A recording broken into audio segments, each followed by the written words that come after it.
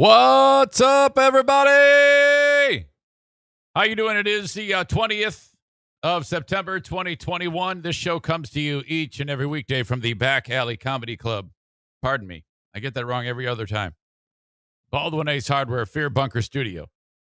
The Eric Zane Show podcast begins. Let's see. What are we going to do? Begins now. Hi, I'm Sarah Rook Ruck-Roosh, and I listen to the Eric Zane Show podcast because he's an idiot, swears like a trucker, loves puppy dogs, and gave away a kidney. Now here he is, Eric Zane! Hey!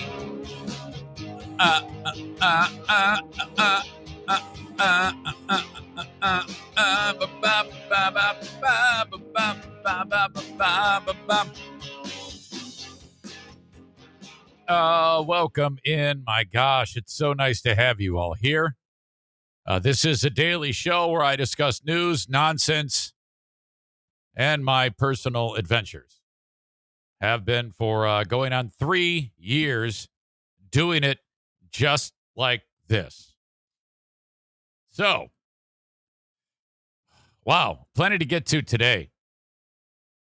And let me just, first of all, remind you that the show during a normal day is available on Facebook, but I still am always on Facebook. Facebook.com/Eric Zane fan page, brought to you by Irvine's Auto Repair, Grand Rapids Hybrid and EV. You can check me out live with Periscope video on Twitter, at Eric Zane Show on Twitter, brought to you by Blue Frost IT, and then the almighty YouTube, Eric Zane Show on YouTube.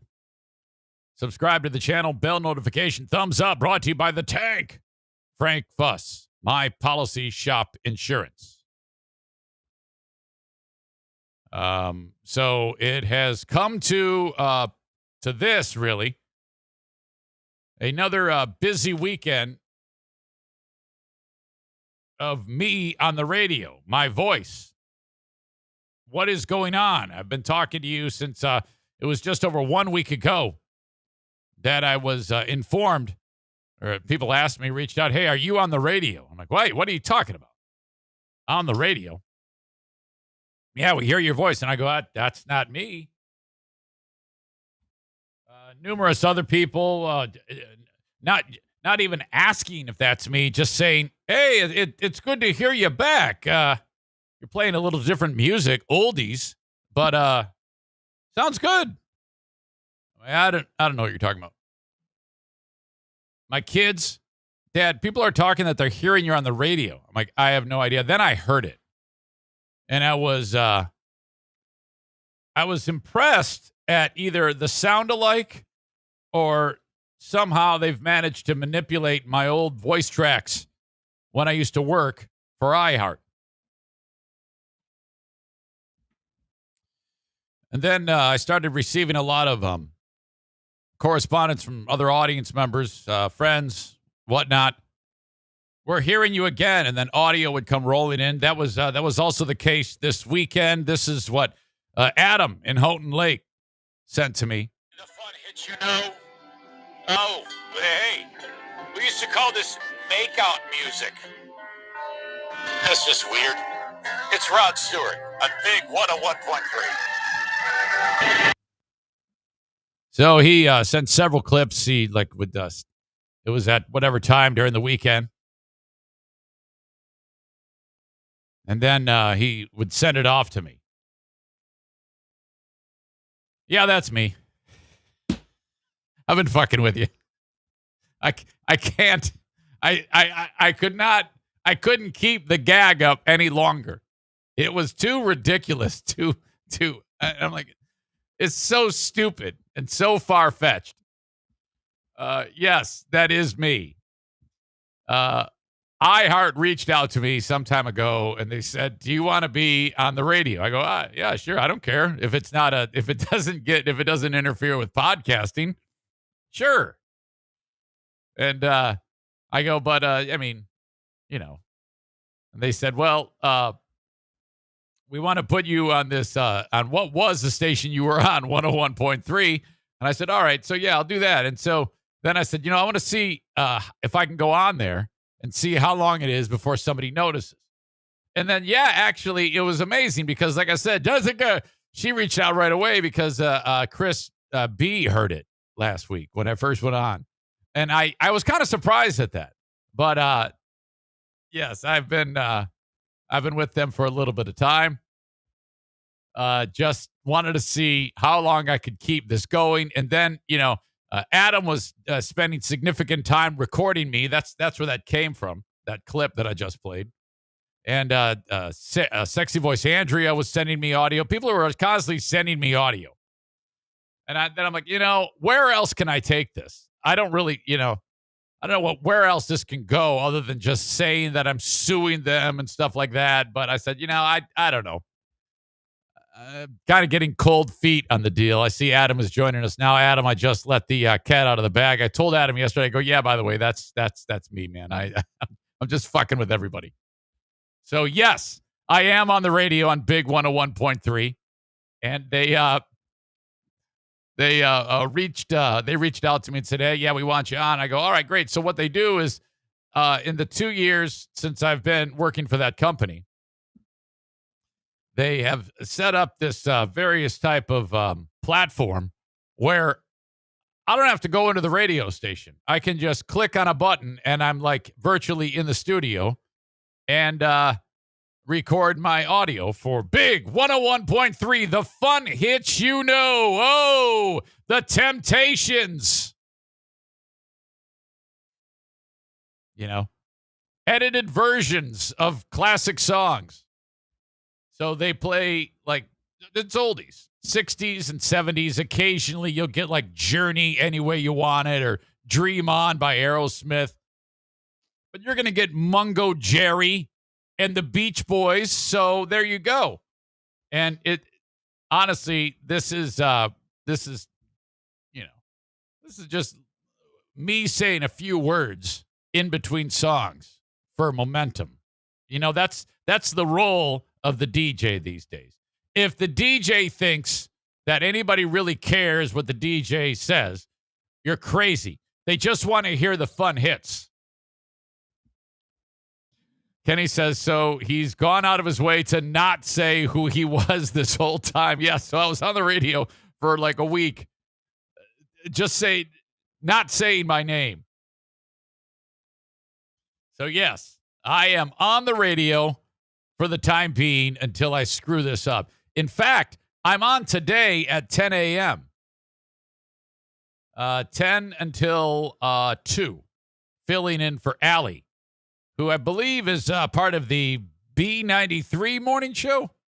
And then I hope I'm not getting that wrong. I don't know what the hell is going on. So, yes, if you want to check it out today on 101.3, you will hear your old pal, Nutty Eric, on the radio. Dirk says, yay, you're cancelable again. I'm cancelable now. We're just getting, it's slowly but surely eroding. Stand by. I need some coffee.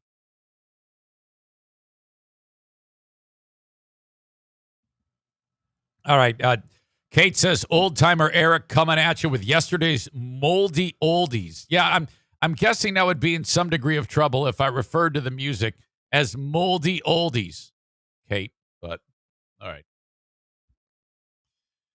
Okay. So I got that out of the way. I was like, oh man, I can't really take this much further. Don't forget, we are under 1 month till my big race with Mike Ball on the 17th of October. Mike and I taking each other on, racing against each other. It's not going to be much of a race. I'm just telling you. I have lowered my expectation to finishing the race. It's that bad. But the beauty of this is that doesn't matter. I'm giving you full disclosure. I don't want to steer you the wrong way because I want you to have a chance at winning the prize.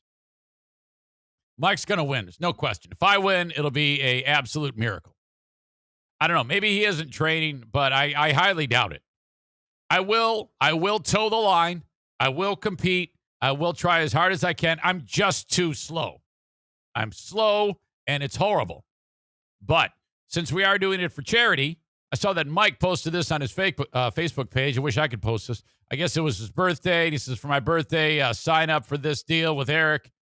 People contribute $25 to the AT Children's Project, and then they can bet who's going to win, Eric, Mike, and by how much time. Put that in there, and then you're entered. Closest to the time with the correct winner wins $300. Second, $200. Third, $100. Out of my own pocket, that is for you. So this, I mean, we've got maybe the goal is $1,000. So that would not be a ton of people in this challenge. So sign up there, and then you would go to atcp.org/Eric Zane. That's atcp.org/Eric Zane. All right. Jason says, ask people to call in with your suggestions. For the folks on the free podcast, you don't know that reference, but you're about to. I played this, of course, for the Patreon folks last week with under the guise that there's going to be a whole lot more Eric from 1986, as this tape was uncovered by my friend Racist Tom. This is the intro to the Easy Rhyme Rap Show.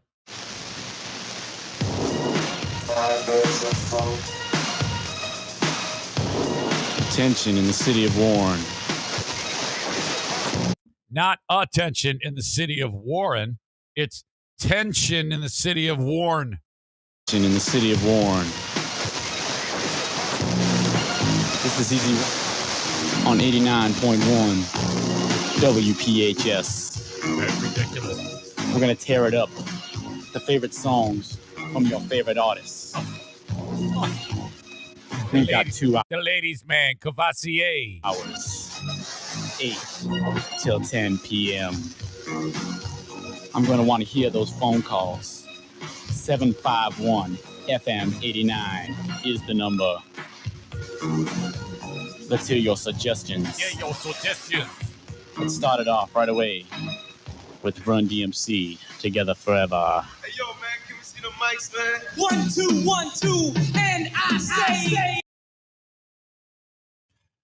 Fuck.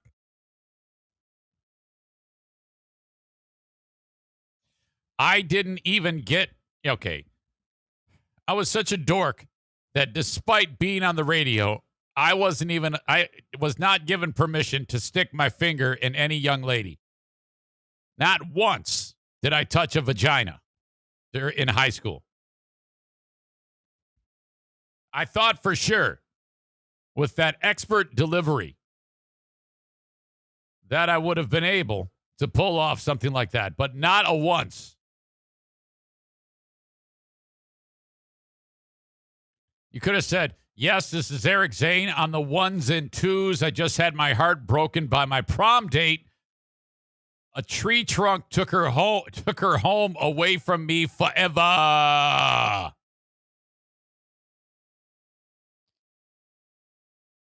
Adam writes, has any radio personality ever wanted to hear them phone calls?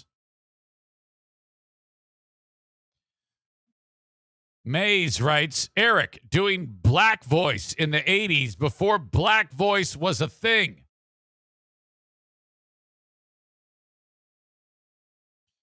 Yeah, I think now, I mean, like there's a lot of talk about culture propagation.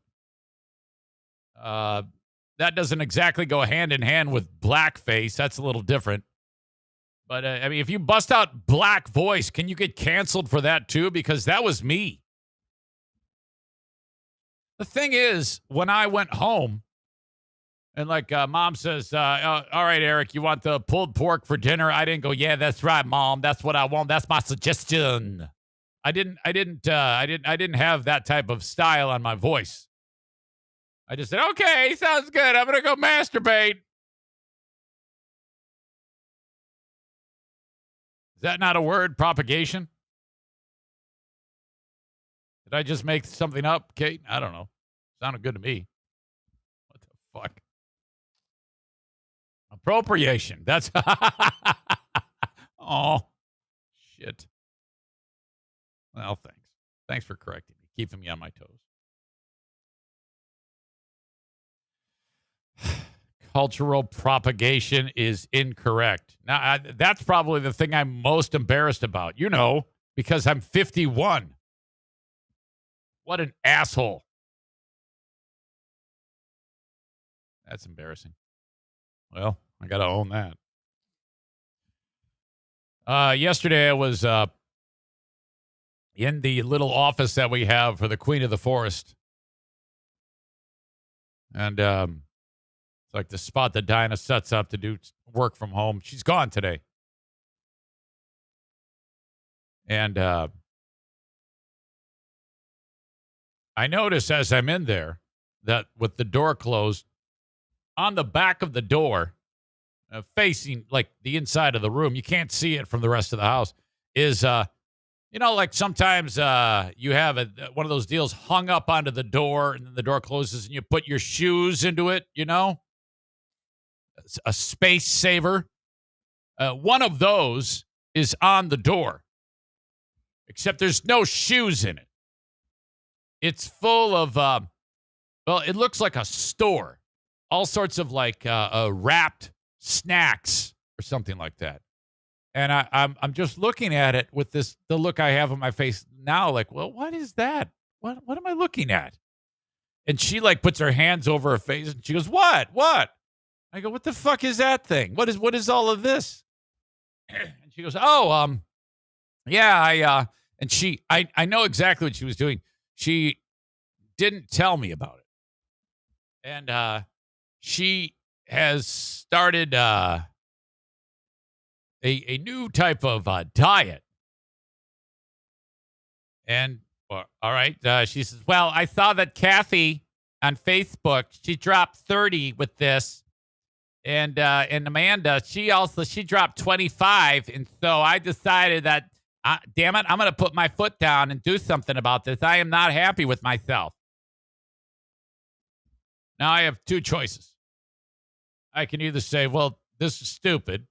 Or I can say, well, yeah, oh my God, this is awesome. And I know that this is a key moment here because she hasn't told me about it. So, and not that she has to. She doesn't have to tell me about it. I'm not one of those assholes. But she hasn't said anything because I think she might have thought that had she brought it up to me, I might have like, no, I'll just take care of your diet for you or something like that. Yeah, I'll just do it for you. I don't know why she thought that. I'm just assuming. So I know that if I smirk at it or say anything snarky in any way, shape, or form, she's going to kick my ass and probably feel bad. So I don't want to do that. I'm pretty wise these days. I don't go out of my way to start fights with anybody except yesterday. Not with her. Different story. So I go, okay. I go, wow. Oh, yeah. Yeah. Okay. So how does it work? Well, you see, these are my snacks. These are my snacks. And then you have like a snack attack. And then after you have a snack attack, you get to go and you get a couple of leans in there. It's called lean and green. And then I have these snacks. And then you lose weight. And I'm all about it. I don't care. Whatever makes you happy. I wonder if I can get her on here early before she actually makes it into to work. Hello, you have reached. Come on. I can't.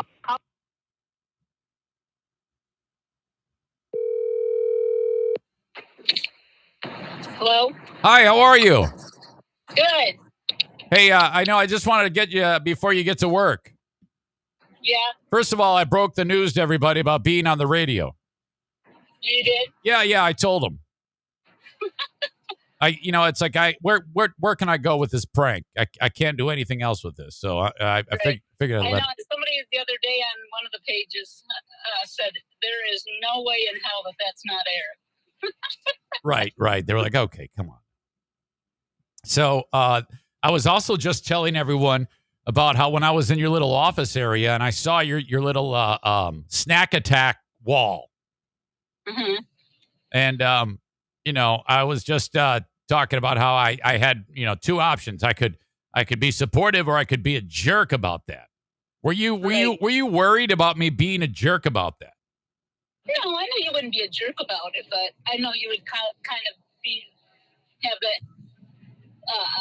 eye roll type attitude inwardly, but not outwardly to me.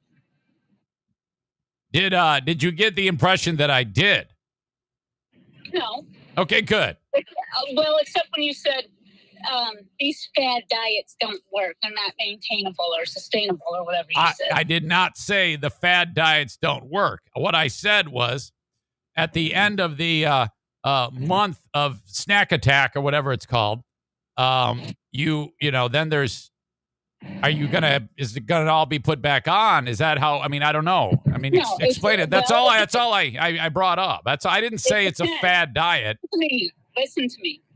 If I get to my goal weight in a month, then I still order a couple things from them and I just ease into what they call maintenance. And then I just take what I learned, which is not eat ice cream and cake and other high carb foods at every meal, and watch my alcohol intake and just be healthy, then I won't gain it back. Okay, yeah, the first thing that comes up is you can't drink any alcohol in the next month. How's that going to work? It's going to be fine. Well, you kind of like to have a drink or two, I do like to have a drink or two once in a while, but it's not like I need it either, so I will be fine. All right. Is there anything in the because there was like a 50 books you had to buy along with this? I think it cost you about $30,000 for the wall of snacks. Is that right? Yeah, approximately. But it'll be worth it when I'm nice and skinny again. Well, I love you just the way you are. I know, but I don't love myself. Uh-huh. Okay, I do love myself, but I need to lose a few. I don't like the way I look in pictures anymore. Uh-oh. That's upsetting you. Yeah, that's upsetting me. What about, is there anything? My rump area in my fupa is out of control. Wait a minute. Did you just say your rump area and your fupa are out of control? Is that what you just said? Yeah. I've never heard a woman describe her body part as her fupa before. Yeah. Is there anything? I'm getting older. I'm in the throes of menopause, and I've had 3 C-sections. So, it's not really in my favor right now, but I'm going to try. I see. Let me, by the way, Jason Mays said he spit his coffee when you referred to a portion of your body as your fupa. Not every lady is going to refer to something as a fupa. That's the best way to describe it. Lower abdomen? Okay, is that better? I don't know. Do you know what that stands for? Yes, I know what it stands for. I'm not ignorant. That upper something area. I thought it was called, it was front upper, front upper, and what then, did I say? and then I don't want to say the nasty word, area. Yeah. Well, what about a couple of things? The diet, it looks like it's all like Nature Valley granola bars and stuff. How are you? You're gonna shit till you can't. There's other stuff too. No, it's not like that. You just go along with this. Yeah, oh yeah, I'm sure. Can I ask how much it cost for the snack wall? No, not right now. But you didn't pay for it. What about is there anything about exercise, like walking or? On this one, this is called the 5-in-1 plan. This one, you don't exercise until you lose the weight, and then once you lose the weight, then you incorporate exercise into it. So they're saying say no to getting exercise. Well, not necessarily saying no to getting exercise, but for whatever, with this metabolism or whatever, they don't want you to get your heart rate up because then it'll, I don't know, something that won't work. I don't know. Just Oh, yeah. so Sounds great. it will be great. I have a lot. I don't know about I'm a little concerned with these say no. I have several people who I trust and care about that are doing this or have done it, and it has been wonderful. Okay. All right. So what's on tap for today? For what? For your meals. I mean, what's going on? Well, I just had my first bar for my breakfast, and then at approximately 9:30ish or so, I get like a little shake, and then I'll eat my lunch, which is some chicken and some broccoli, and then after lunch for my afternoon snack, I'll have another bar. Yeah, another candy bar, right? Yep, and then at like 4, I'll have some mashed potatoes. Yeah, they come in like a pouch, right? Yeah, and then at 7, sounds delicious. I go to bed, I'll have my my sweet treat, which is a brownie. A brownie, oh my God! And then that's it. Yeah. Okay. All right. All right. Well, so the audience so seems. When men are swooning after me, you'll be. I am not. Hey, look, I'm not that guy. I am not the one to sit there and ridicule you. My only thing I was concerned about was the lack of exercise. But if you got this, you got this. I mean, if this is what you want to do, I don't care. But I just wanted to get it all out there because I just found out about this yesterday by surprise. Yeah, well, I was going to surprise you. That's why I hid it in that bedroom. I was going to just do it and see if you would notice any weight change. But it's kind of hard to do when we live with each other. So let me ask you this. Are you allowed to cheat? Are you supposed to cheat on this diet? No. So if I see you cheating, am I in trouble if I say, hey, you're cheating on your diet? You won't be in trouble. I would like you to do that. And I have to drink 64 ounces of water a day. Okay. All right. And I have to get used to drinking my coffee black. Which, Boy, I don't know. Yeah, because you can't use all those creamers that you put in there. Mm-hmm. All right. Well, I support you, even though you don't think that I support you. I know. What did I say at the beginning of this conversation? I said, I know you support me. And you are, I know that, but it seems to me like if I even do anything other than just jump up and down like a cheerleader, you're going to think that I don't support you. No, as long as you don't eye roll me or say you're stupid, then I'm good. All right. Well, I can't seem to get it right in terms of my eating, so I'm not going to criticize you. So it's fine. Yeah, you might want to join this with me. Oh, wow, now what the hell? All right. No, I don't want to join the wall of snacks with you. You don't? No. Okay. All right. Well, all right, okay, have a great day. Okay, you too. Okay, I love you. Okay, see you. Love you too, bye. See you later. Bye-bye. There you go. That's what we got going on here. The Queen of the Forest with Wall of Snacks diet. Got a couple questions. Is this Nutrisystem? I don't have any idea. Well, no, I do. I know it's not Nutrisystem. We shall see. All right. Diana is also hilarious because this job that she has being thrown into the workforce. Well, she has been in the workforce working with the schools for the longest time.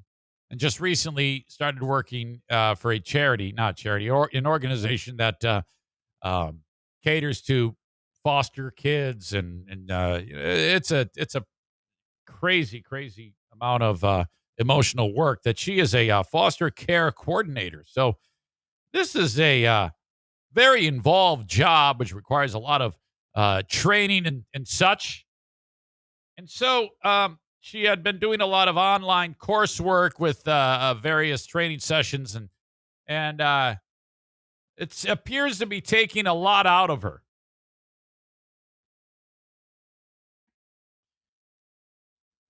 On Thursday, she's laying there. I don't know if I can take it. What? And she's explaining all these different things that are weighing heavily on it. I have a test. They're giving me a test, and I don't know anything. And everybody that is on the Zooms, I struggle with being quick on the computer because she's not really, like if you can recall when you first started working in a setting with a computer, you were a little slow, because you didn't know like shortcuts on the keyboard and things like that, and simple things. You might be taking the long way to get the correct thing done because whatever, inexperience. Well, that's Diana. She was a hands-on worker at the school, and so all of a sudden she's thrown into having to be more technical, so it's slowing her down. And I go, well, first of all, she doesn't want to bring it up because she's afraid she'll look dumb or whatever, which she won't. But so she's all sorts of stress is bumming her out. So Friday comes, this test, as it is, takes place. And I come walking in there. The wall of snacks is behind me. I haven't yet seen the wall of snacks. And she goes, I got an 86 on my test.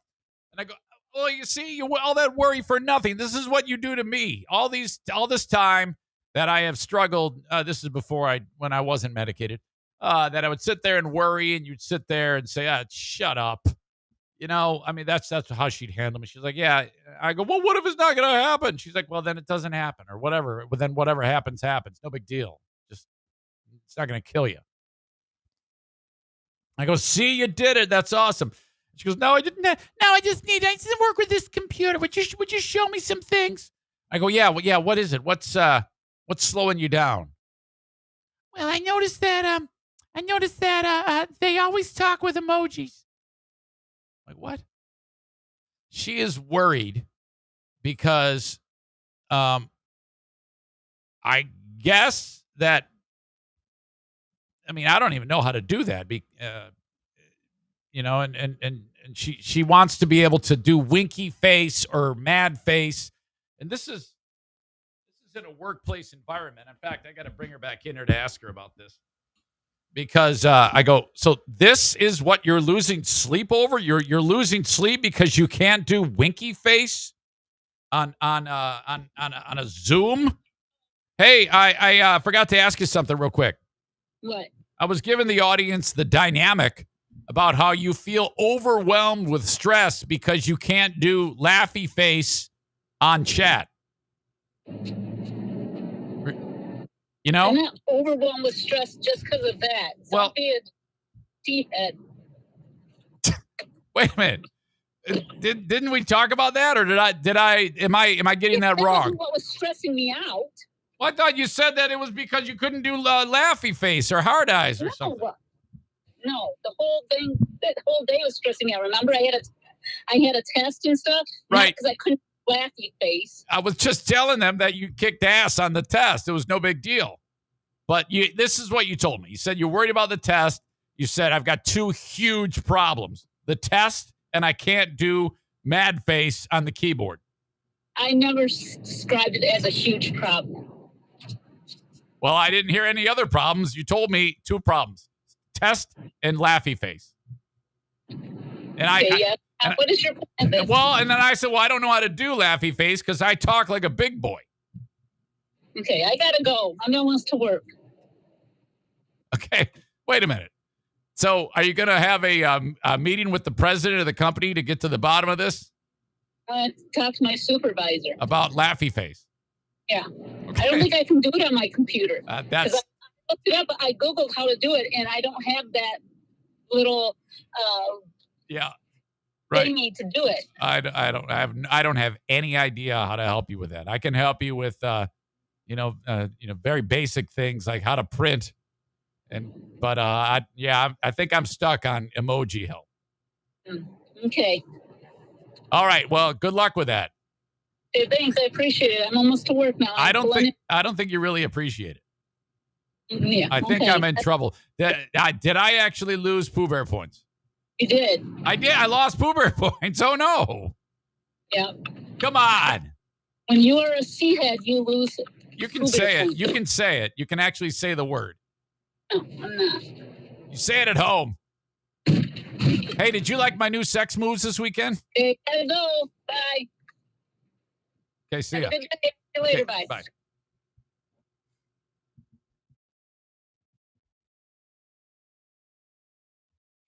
All right. Stupidity. Hey, make sure you join me on Patreon today. Patreon.com/Eric Zane. A lot of you listen to this podcast, and then you're like, what the hell do I listen to now? I don't have any shows that I know of. Wish there was more Eric. Well, there is. I just published the Lost Zane recordings today. You could get that, and you'll get the Patreon bonus, which I do every day of the week. I suggest the Eric Zane Show podcast probation period. Sign up for just the audio. That's it. It's only $5 for the month.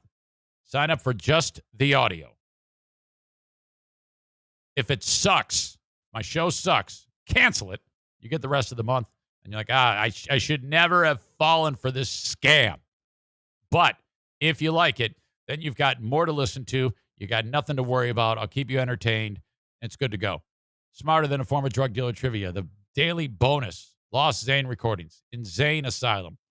Ben and Eric Patreon podcast, which featured a really unbelievable moment this week with Andrea and her mother. My God. What? I featured it on the preview of the Ben and Eric Patreon bonus podcast. Holy shit. If you like it, then you let it ride month to month.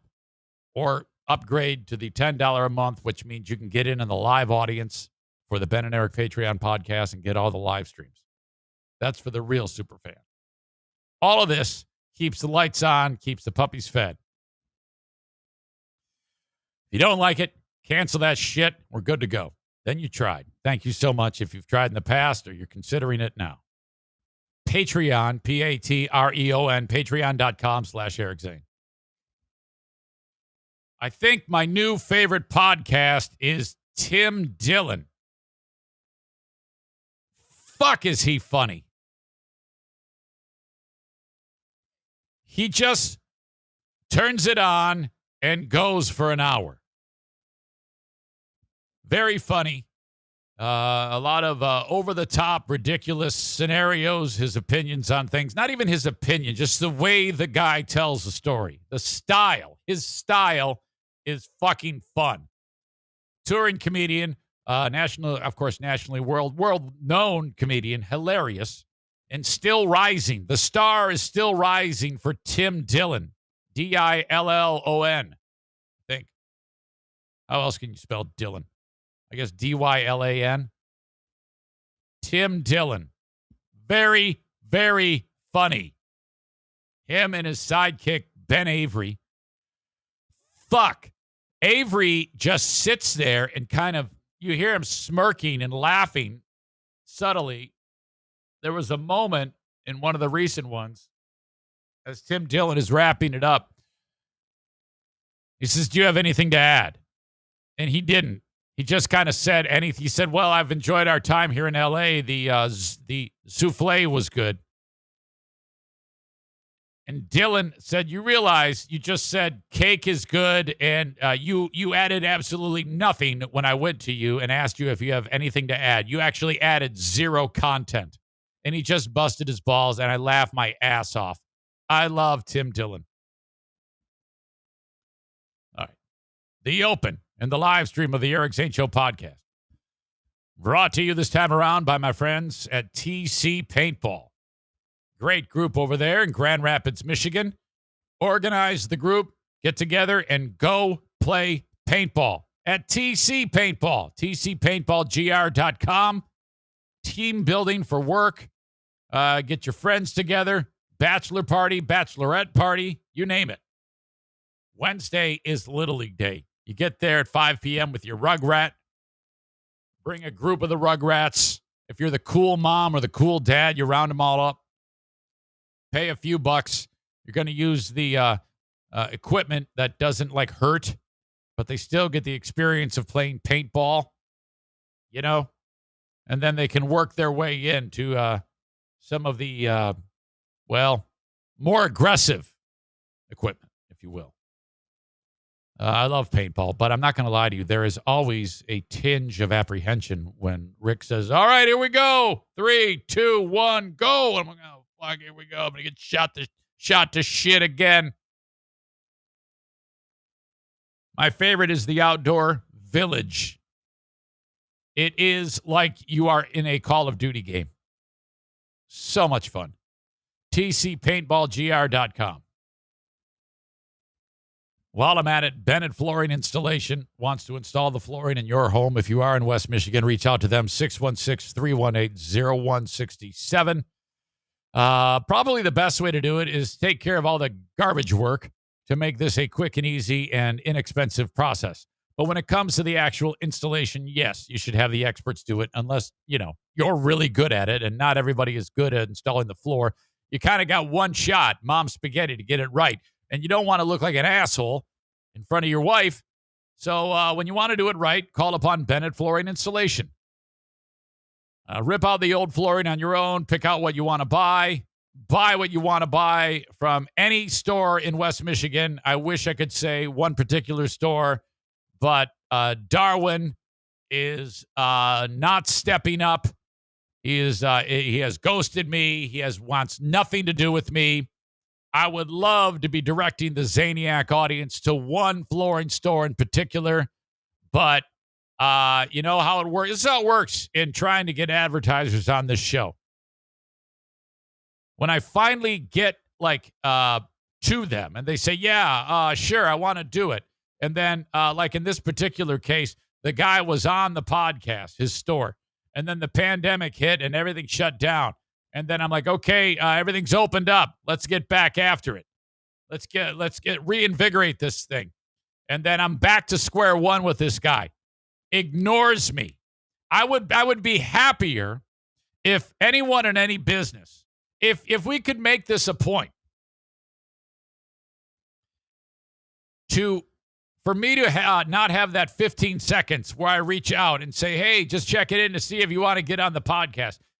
If you're listening and I've reached out to you in this regard, would you please respond with, fuck off. Eric, go fuck yourself. I don't want anything to do with you. Or no, anything is better than no response. If you feel so inclined, you could even say no or check back. I don't know. That is so fucking rude. Who the fuck does not get back? Who the fuck just ignores it? And if I've ever ignored anybody, and it wasn't because I ignored them, I just missed it. I have gone out of my way, bent over backwards for so many people. I'm like, just tell me to fuck off. Would you please do that? So that I can stop going, hey, just check it in to see if you want to get in on marketing. I'm like, it's not going to break my heart. Just tell me to go to hell. I'm encouraging you to tell me to go to hell. Well, anyway, getting back to Jacob Bennett. If you want to get flooring installed from Bennett Flooring Installation, 616-318-0167. BennettFlooringInstallation.com.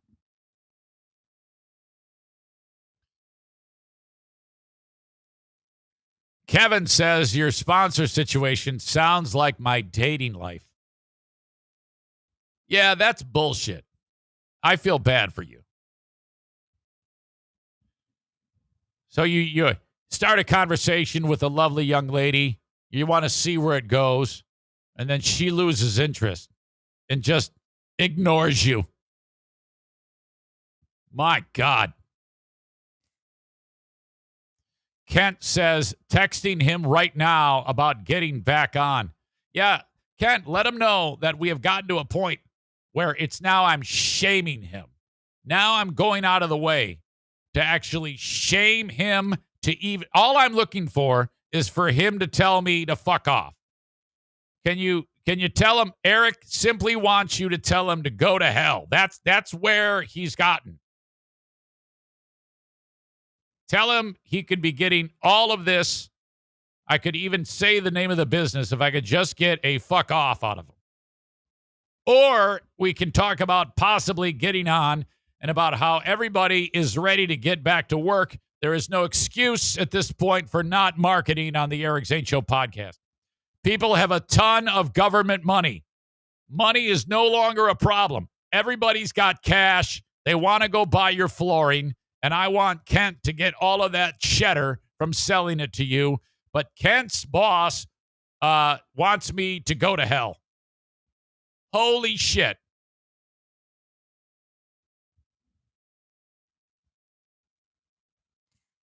All right. So that's my opinion on ghosting and people ignoring me. I hate being ignored. Fucking terrible. Speaking of that, Full House Comedy was supposed to have Billy Wayne Davis on last week. Something went haywire. We shall see this week. We've got a slew of upcoming events. Craig Shoemaker will be appearing all this week. Well, September 23rd, 24th, and 25th. Craig Shoemaker appearing at Spectrum Lanes on Thursday, Friday at Billy's Lounge, and then Saturday, the Big Room Back Alley Comedy Club, part of Sherman Bowling Center. If you want a ticket for a comedy show, go to fullhousecomedy.com with Big Dick Donnie Veltman. Logan Gunselman coming up next week. Mick Foley from WWE fame will be making a stop at the Pyramid Scheme. That is part of Full House Comedy. This is more like a spoken word tour with Full House Comedy at the Pyramid Scheme. But I just spent time watching, what the hell was that? Pain in the ass, Joey Williamson sent me some documentary series about wrestling, the dark side of wrestling or some shit like that. And in it, it was a documentary about what is known as The Flight from Hell, which was a 45-minute piece about all these scumbag wrestlers on a flight from the UK to the US. And it's an 8-hour flight. And all hell broke loose on this flight. You must see this. I will link it up in the show notes. It doesn't even matter if you like wrestling. It's just ridiculous. It's fucking horrible, actually. The flight was delayed, and so for 7 hours, all these idiot wrestlers, and you got Vince McMahon and Jim Ross and Mrs. McMahon sitting in the ultra first class. This is a private jet. What would normally have like 300 seats in it, it's got like 80 seats because they're huge seats. Everything's facing each other, tables, and all these fucking meathead wrestlers. They've got 7-hour delay on the tarmac before they take off. So they start drinking. And then they went through all the booze. They ordered more booze. They had to drop off more booze like 3 times. Like, not just little airplane bottles, like full bottles of booze. So these idiots finally get in the air and shit is going down. There was a huge, I guess Brock Lesnar fell asleep. And then Mr. Perfect, Kurt Hennig. Is he dead now? Half of these guys are probably dead. Yeah, he's dead. Mr. Perfect, while Lesnar is asleep, puts a bunch of shaving cream on top of his head and then smacks the shit out of it. And then the shaving cream goes everywhere. Lesnar is our word rhymes with me marted to begin with.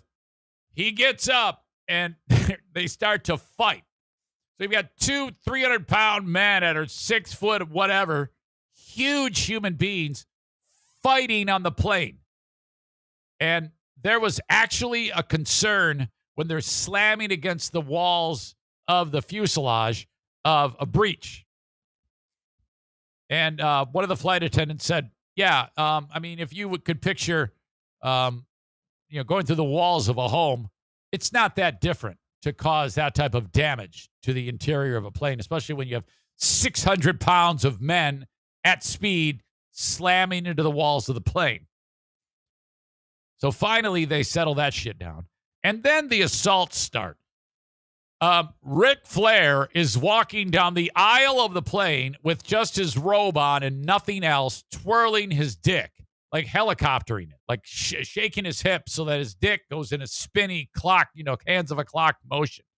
Then he corners the lady stewardess, the lady flight attendant in the galley, and tries to get her to touch his dick. So this assault's going on. It's fucking horrible. There was lawsuits from the flight from hell. This lady in particular and others, they got millions of dollars from this. It was a fucking horrible experience. Some of these wrestlers, what they do is, I guess they're such cavemen that you never leave your drink unattended because they'll put Halcyon in it. And I didn't even know what that was. They call it an H-bomb, and that incapacitates the wrestler. And then they drink it, and then they're drooling, and then they shave an eyebrow. They put their balls on your face. These are fucking idiots. And so, oh, my God. The shit that went down on the flight from hell was ridiculous. Jesus. Terrible. All right. So that was, I'll link that up. You can check that damn thing out. It was pretty interesting. I don't even know how the hell I got out of that because Mick Foley's coming to town. So, as you know, the NFL back with week number 2 is nearly in the books. You have a game tonight featuring your Detroit Lions at Green Bay. This is important to note because the bet that I have with Bill, and I haven't yet pulled up the audio because he somehow thinks that that I tried to scam him on the bet. Dumbass huge says, oh, no, you said 5.5, over under 5.5 on wins. It's like, Bill, well, first of all, I don't know how that works, 5.5 on wins. The way I detailed the bet to you was if the Lions win 6 games, it's a wash. And that's when you said, I'll take that bet. I'll get you the audio, jerk. Okay, so 6 wins, it's a wash. If they win 5 games or less, I win the bet.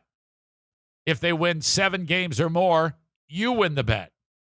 It's that simple. You predicted them to win 9 games this year. Everybody who has a brain, anybody who has a brain, even Lomas Brown, even Slomas Brown himself thinks you're nuts. They lost the first game. So that's a good start for me. That means Bill has to go 7-9 for the year to win the bet. 6-10 for a wash for the rest of the year. They're at Green Bay. Green Bay's coming off a terrible loss where Brett Favre sucked. If the Lions win, this will be the upset of the decade. They're going to lose tonight. If they win, I'll be shocked. I'll be sitting right here tomorrow, shocked as shit. But the other thing, and by the way, if I win the bet, Bill has to wash my car, my truck, my 2003 Chevy Silverado pickup truck in my driveway wearing a Speedo. And I will have a gang of you all here to mock him in the dead of winter. If he wins a bet, same thing at his house. No one will be there because he has no friends. No one. He has 0 friends other than me. I am his only friend in the world. I can't even get behind that. I would feel too bad. That's not true. He's got tons of friends, as far as I know. But the other thing that's important to note is how much this idiot loves Matt Stafford. I'm sorry. I take that back. How much he hates Matt Stafford. And he's done nothing but ridicule the guy. I've always liked Matt Stafford. I always thought he was a baller.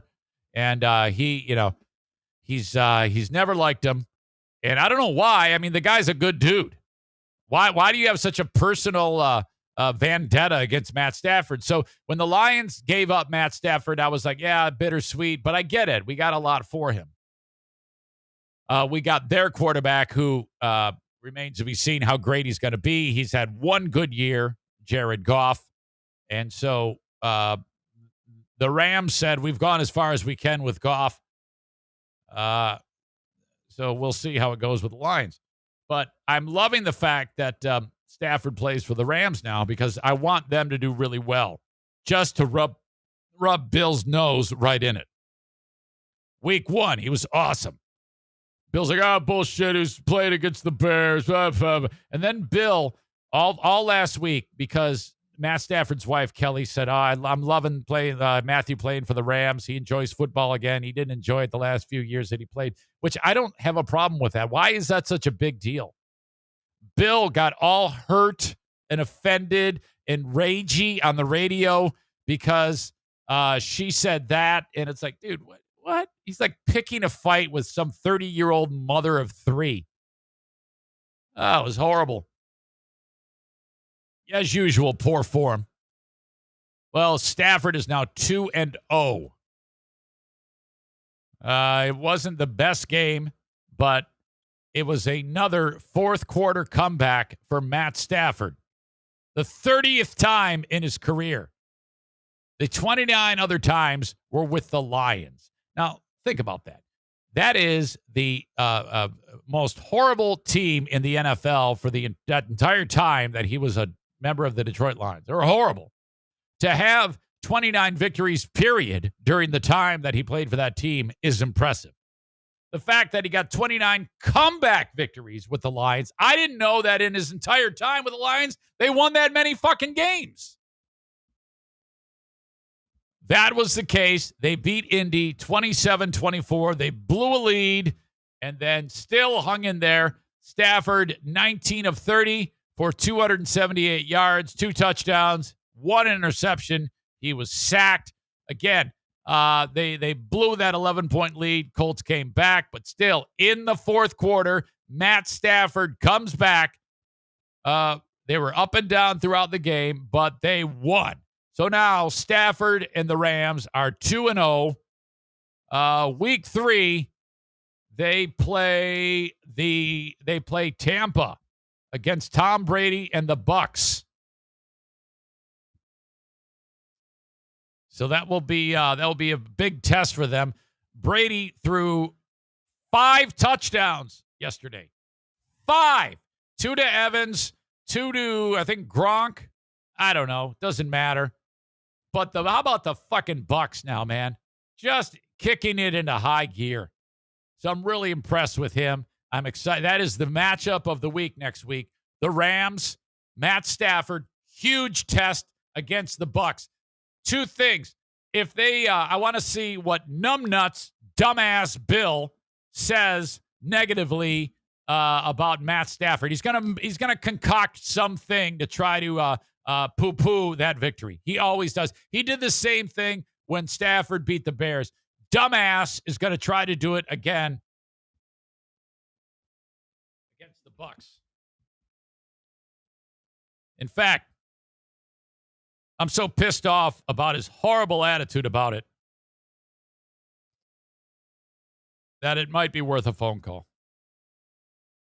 In case you're just tuning in, yes, I am. That is me on 101.3. I was just pulling your leg, and I couldn't keep the gag up any longer. Bill's an early riser. I know it's 9 a.m., but he's probably been up since 6, fighting with people on Twitter and banning them.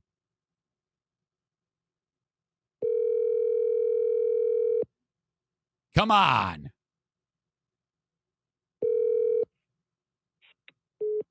Oh, you just picked it up and hung it up. He fucking picked it up and hung it up.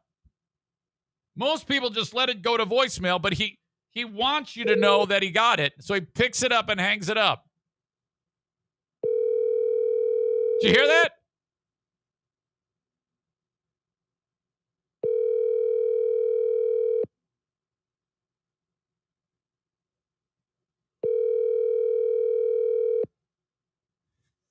Like, hell no, I'm not picking this up.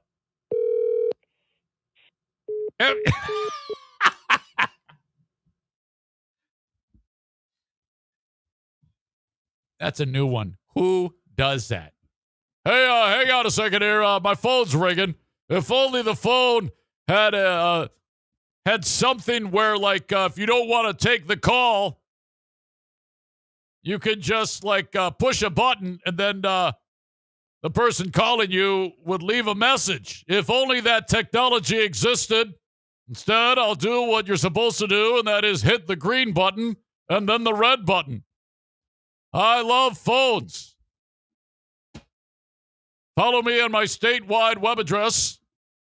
Another technology that doesn't exist. The hell was that?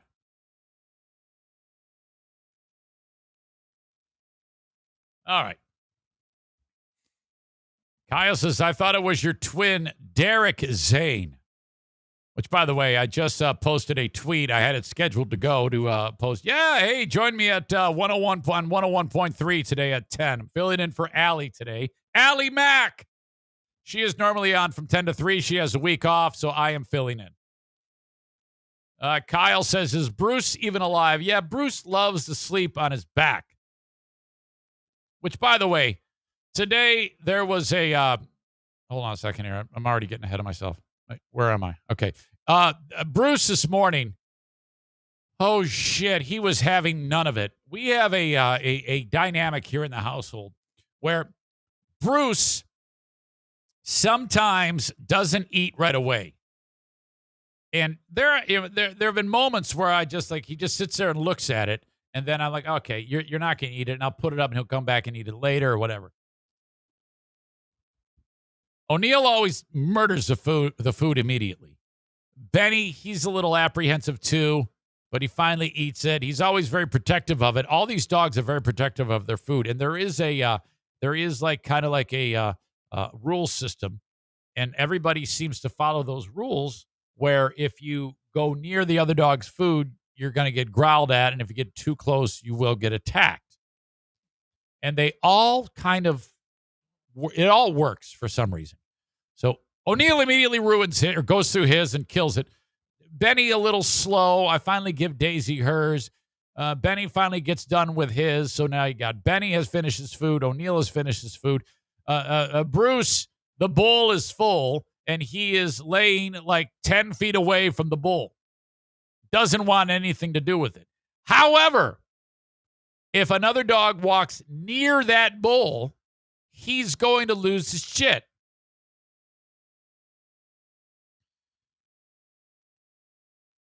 O'Neill breaks protocol. He breaks here and goes towards the bowl.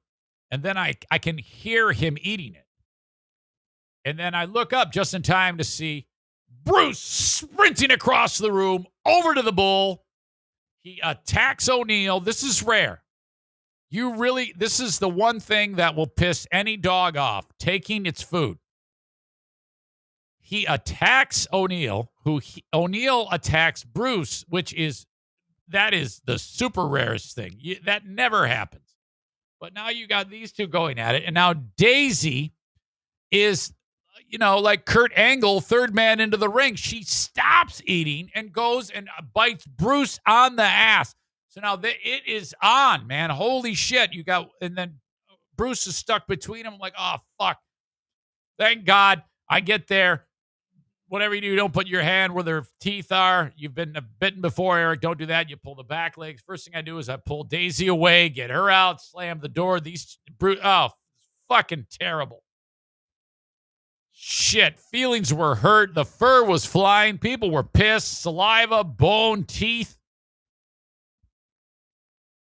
God, that'll get the blood pumping any morning. You can count on that.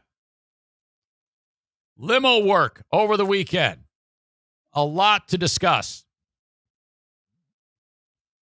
I pull up on, Friday. This is a Friday wedding. And I pulled up to the luxurious Amway Grand. And I pull up there, and there's a couple of cops there that are directing traffic. We have this walking art festival going on. So cops are everywhere. People are everywhere. I pull up front. It's a gigantic stretch limousine. I got to put I got to pick up the boys. I got to pick up all the ladies, drive them to the church, come back and get the boys. So bridesmaids, bride, Groomsman, groom. Waiting there. Cop walks up. He goes, hey, I know who you are. I go, that's nice. Hey, thank you. I appreciate that. He goes, I need your help. I go, what is it? He goes, a buddy of mine is getting married, and he doesn't know how to tie a bow tie. I go, well, is it for my wedding? He goes, I think so. Are you the so-and-so wedding? I go, yeah, that's my groom. He goes, oh, yeah, well, I'm his buddy, and I'm not going to the wedding, but do you know how to tie a bow tie? I go, well, I'm thinking to myself, is this guy 90 years old? Does he not know how anybody could, if only there was something that existed where, like a device where you could pick it up and type like a couple letters, and then you have a human being on this device's screen telling you exactly how to tie a bow tie, step by step, perfect and flawless. Some video that probably has 15 million views because there's 15 million people who have learned to tie a bow tie. And I go, no, but does he have the internet? And the cop looks at me and goes, yeah, but he doesn't want to mess with that. He wants to do it. I'm like, there's nothing to mess with. What the fuck is going on here? This is a 28-year-old guy doesn't know how to fucking tie a bow tie. Well, nobody knows how to tie a bow tie. Everybody's gone to that same fucking video. How's this hard? I walk away. I look up the video, and it's a 2-minute video with a guy doing it. And I go, hit the share button. I go, what's your number? This cop. He goes, why? I go, well, because I'm going to send you a video, and then you send it to him. This is what he should be doing, but a dumb old man has to do it for him. Send it to the cop. He sends it to the dude. When I picked him up, there he was with his very handsome bow tie. This group recognized me. The boys did. Girls did not. Never do. Boys did. Hey, are you Eric Zane? I go, yes, I am. This is what I do now. Oh. I go, yeah, I have a moonlighting job. Or I always describe it as my side hustle. Off they go. Prior to that, though, when I was picking up the bridesmaids, there was a rumor that someone in the party or something, I need to wait around for one of the folks' father because he has a mobility issue. So I'm there in front of the Amway Grand, same spot where the cop is. And the person who requested this actually isn't in the wedding party, but is going to attend and is getting to the wedding a different way. And she said, but if the car is here, can you take my father and my mother? My father has kind of a mobility issue. I go, oh, well, of course. Yeah, we'll get him in here. So now I'm waiting. Now, I have to get the ladies there and then come back and go to the other hotel, the JW Marriott across the street, pick up the boys, bow tie guy, all that shit. So I'm kind of like waiting, and I'm getting to a point where, okay, I got to go. So I slam the door, and as I'm getting ready to get into the limousine, I hear, hey! Wait! Hang on! I look behind me. And the dude is there and his wife, and she's like waving. I go, oh, hey, no problem. I'm like, I could have done without the screaming, but okay, you got my attention. And I look at the guy, and I'm thinking to myself, as he walks, forget the fact that he can't walk. This guy is going to stroke out any minute. I have never seen a person with a more red face in my entire life. I'm like, all right, BP has to be 300 over 200. There is no way this guy makes it the weekend. He's got a cane, and he makes the NFK look like a world-class Olympic sprinter. And it took him like forever to get 1 foot. And I go, I'm so glad you're here. Let's get you into my car. Okay, I'm gonna need some help. No problem. I just had 4 surgeries. And I'm like, oh my God. And I go, okay, so are you in pain? He goes, no, I'm not in pain. I just need help getting in the car. All right, man. Now, I think the surgeries were a fusion of all joints. I think what they did was they put rebar from his heel through his ankles, through his knees, through his hip, up the length of his spine to his neck. I have never seen a more rigid appearance. I mean, it was remarkable. And I'm like, how the fuck am I going to bend rebar to get him into the car? So the door is open. His ass sits, and all the ladies are in there looking at each other like, oh God, we didn't know he was coming. And so then the wife helps him get in there. And I'm like, oh boy, I don't know how we're going to get him out of here. We get to where we got to go. And then all the other ladies get out the other doors, and now it's dude. And I go, let's get you out of here. And he attempts to put the cane down on the ground, and he wants to swing his feet sideways out of the door and then get up. There is no chance this is going to work. And so I go over there. And I go, well, I gotta help this guy. This is like, this is a big deal. So I grab the cane and I give it to wifey. I go to the dude. I go, give me your hands. He goes, I can't get my feet out. You gotta get my feet out. So I gotta go down and grab this guy's foot, and it won't get out. It's hitting the frame of the doorway, and his fucking foot won't go. And so then I start to bend his knee. Oh,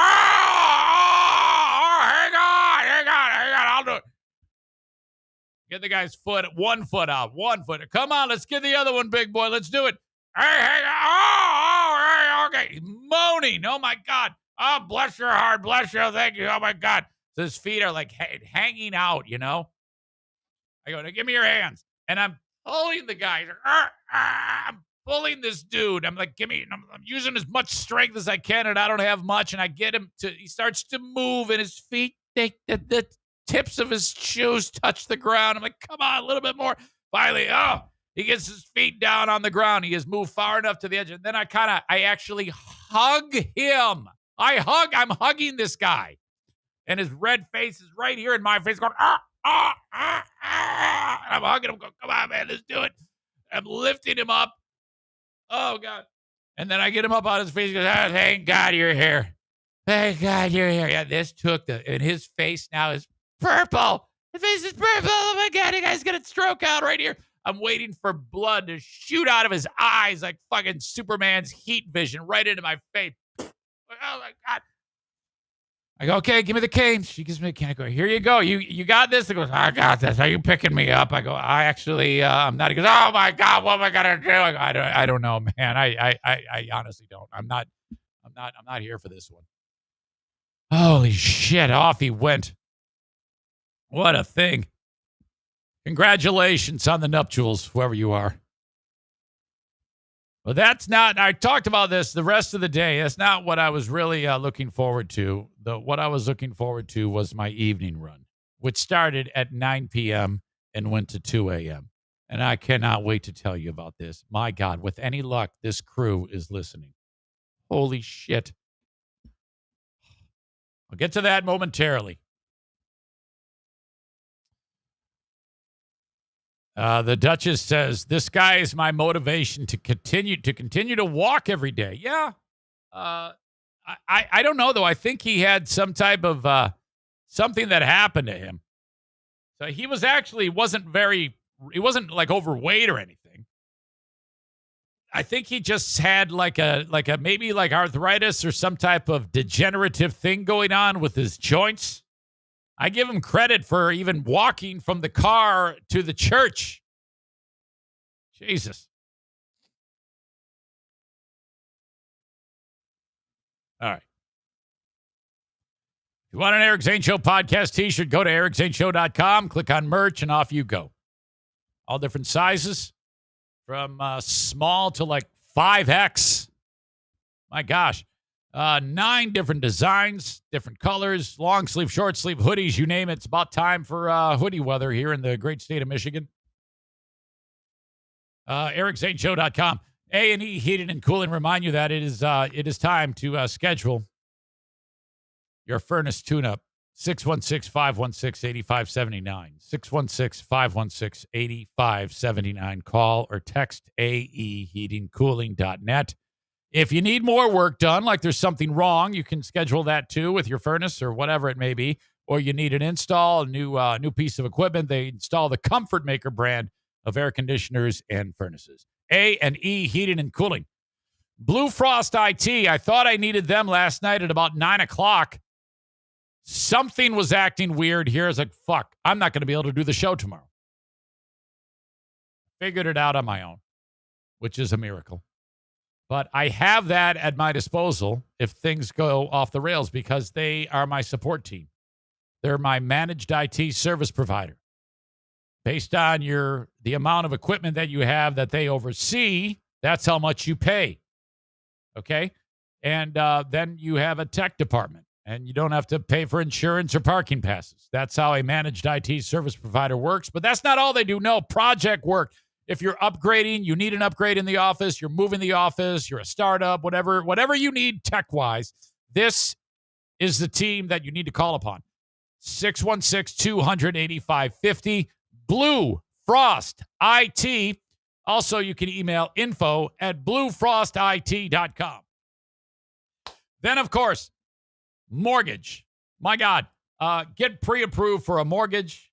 Pro tip, once you get pre-approved, the house that you look for should be a little bit less than what you're pre-approved for.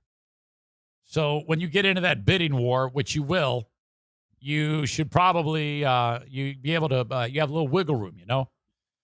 So anywhere in the U.S., with the exception of South Carolina, Maine, Hawaii, and Alaska, you can call Mario Flores and his team at Van Dyke Mortgage, 231-332-6505. I realize some of you have worked with someone in the past, and that's totally cool.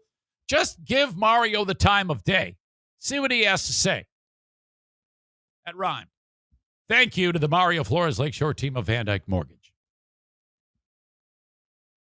My job on Friday night was to pick up a group for. I said to you on Friday, it's either going to be a bachelor or a bachelorette party. Both fun. The drawback, I'm dropping them off at 2 a.m., whoever it is. I pull up. Well, actually, I knew this ahead of time because I knew where I was going. It's a bunch of bros going to the Deja Vu strip club in Kalamazoo, Michigan. It's either a bunch of bros or the funny girls are taking a road trip. I pull in, it's clearly bros. They're going in Grand Rapids. There are no strip clubs. I think there's one like bikini bars. I live in this super conservative area that you cannot find a strip club. And people have to drive an hour south to Kalamazoo to Deja Vu. And I've been to one of these clubs in my life, and that was just before I got married when I was like 21 years old. Never really my thing. Just fucking awkward to me. Just weird and awkward. And I talked about this a lot last week. Young women, especially maybe when I was young, but they fucking gross me out. Something has happened. The fact that my daughters are of age. Okay. So, you know, this is what happens when you mature. I'm a mature adult. I look at GILF. When I look at porno, it's GILF porno. Totally kidding. I don't look at porno. Who believes that? Raise your hand. Every time I say stuff like that, I'm like, God, you know, you got to be careful. Your daughter's listening. It's all weird. Jackie, don't talk about any of this shit. So that's always weird. I can't even picture this. This is just, I'm just going to go drop these guys off, and that's it. Not without incident. First of all, it started off great. Pull up at this place in Rockford, Michigan, and the guy walks out. He goes, hey, right out of the gate, he says, we know who you are. I go, you do? And he goes, I hope that's not embarrassing, or I go, I don't care. That's wonderful. I'm tickled that you know who I am. He goes, well, will you come in and say hi to everybody? I go, well, of course. Yes, that's key. I go, how did you find this out? He goes, well, they told us when we rented the limo. So I don't know what's going on at the at Dispatch, because it's with Affordable Limousine, my sponsor. I don't know if they're, hey, good news. You're being ferried about by the one and only Eric Zane, disgraced radio guy who's now an oldies DJ on 101.3. Not sure how that came up, but I don't care. It doesn't matter to me. So walk in the house, and everybody's really friendly and nice, and they're already shit-faced. I know this is what this is. This is the community that I'm in is small, and this is the fire department. It's fire and cops. In a lot of the communities in Michigan, it's all one thing. And I don't want to say anything specific because I don't want to get anybody in trouble, but these are all burly firemen, like huge people, fire and cops. And so, all right, great. Have some chat them up, really nice group. And then it dawns on me, there's 9 people, and I'm in a 9-passenger Lincoln MXT or MKZ. I forget. I don't know what the hell, how it is. But anyway, it's a big-ass Lincoln. I go, there is no way these guys are going to, because they're all huge, big boys, Well, they fucking get stuffed into this thing somehow. And now we got an hour drive down to Kalamazoo. We get there, pull right up, and there's chicks with their tits hanging out, like in front, like, hey, how you doing? And they walk from club to club. There's 2 clubs. I've never been to this place. I have no idea. It looks like a nice enough place. And then these guys all pile out. And before we got started, I had a nice long talk with this one guy who's actually lives in Sweden now. He's from the community where these guys are from, but he moved to Sweden of all places. He's been there for 9 years, and dude is just so cool. So I say goodbye to all of them. All right, have a good time, boys. Be careful. Don't do anything stupid, and go have a good. They're already shit-faced. We had to stop to pee because they drank so much on the way there. They fall into the place, and so this is the club. Deja Vu on one side, and then it's called Little Darlings on the other side. Now, I didn't know what the difference was. But from what I understand, with a conversation with one of the security guys, every dude there is as big as a house. So I went and parked the car in the back, and then I'm bored. I called up Dean Pizzazz from Wayland, former bass player of Wayland, who is just an absolute wonderful soul. Love that guy so much. We had a long conversation. It was cool. And I go, I'm bored. I think I'm going to go walk over to the front of the building. Walk over to the front of the building. There's a bouncer. And so I'm just talking to this guy. And I guess one club is just titties. The other club is fully nude. And I go, well, who wants just titties? And he goes, well, the difference is at just titties, that's you can drink. But fully nude, you cannot drink. And I go, so why? Well, how come? Well, that's the rules. I guess that's a Michigan. Leave it to Michigan to have a stupid fucking rule. So that what they do is you get shit-faced while looking at titties, and then you walk across, you put your drink down, you go over to here, and you're fully nude. I'm standing in front. And then the girls go like, one girl will be like, I think I'm going to go get fully nude. And she walks over there. And then I keep noticing the girls walking out of one spot and holding the hands of the patrons. And they're walking to the other room. And I'm like, what's going on there? Is there like hand jobs going on? And I suppose what I understand is they meet the boys, and then they go over to the fully nude area, and then they do a fully nude lap dance. Now, holy shit, this is so not my bag. Talk about, I honestly, there is nothing more uncomfortable to me than this thought. The only way I would do that is if there was like a 65-year-old woman giving me a lap dance. It is so disgusting to me for these old creepy fucks getting lap dances from women that are younger than my oldest daughter. Okay, I mean, like by a lot. It's like a 19-year-old chick grinding on some old fuck. What a gross, horrible way to make a living. Holy shit. Ugh. And then the thing is, you'd be sitting there outside of the club and you see some of the girls, they show up for work and they're totally like in sweats and they got a backpack. That's all their gear. And they look like just everyday normal women. And then they go into the place and then they put on makeup and they put on the slut clothes. And all of a sudden they turn into these characters, you know? And it's like, and they're all very nice. And I'm like, well, what a way to make a living. It makes me feel bad, you know? So then and they got to put on their game face, you know? So I'm standing there in front of the club and I'm in my gay magician's outfit. And then this one young lady, she walks out and she looks at me and she goes, hey. And I go, hey. She goes, who are you? Are you the driver of that group of naughty boys? I go, yeah. She goes, can you come inside? I go, no. Ooh, too bad. And she like walks off. I'm like, what the fuck are you doing? Get out of my face. Fucking leave me alone. Jesus. And then she walks by again and the same act. I'm like, come on. Don't act like you're interested in this. That's fucking gross. This is horrible. And then I see a woman. I am not kidding you. She's 6'9". She's not really 6'9", but she's in this ridiculous pair of shoes. She might as well have been on stilts. And I'm like, what type of world am I in? And she goes, what? Have you never seen a woman who's 6'9" before? I go, no, you're right. That's why I'm looking, because this is ridiculous. She goes, you never seen a 6'9" stripper before? I go, no, I have never. So I'm just talking to one of the bouncers. And then I leave, and then I go to get something to eat. I drive away. I'm starving. It's midnight.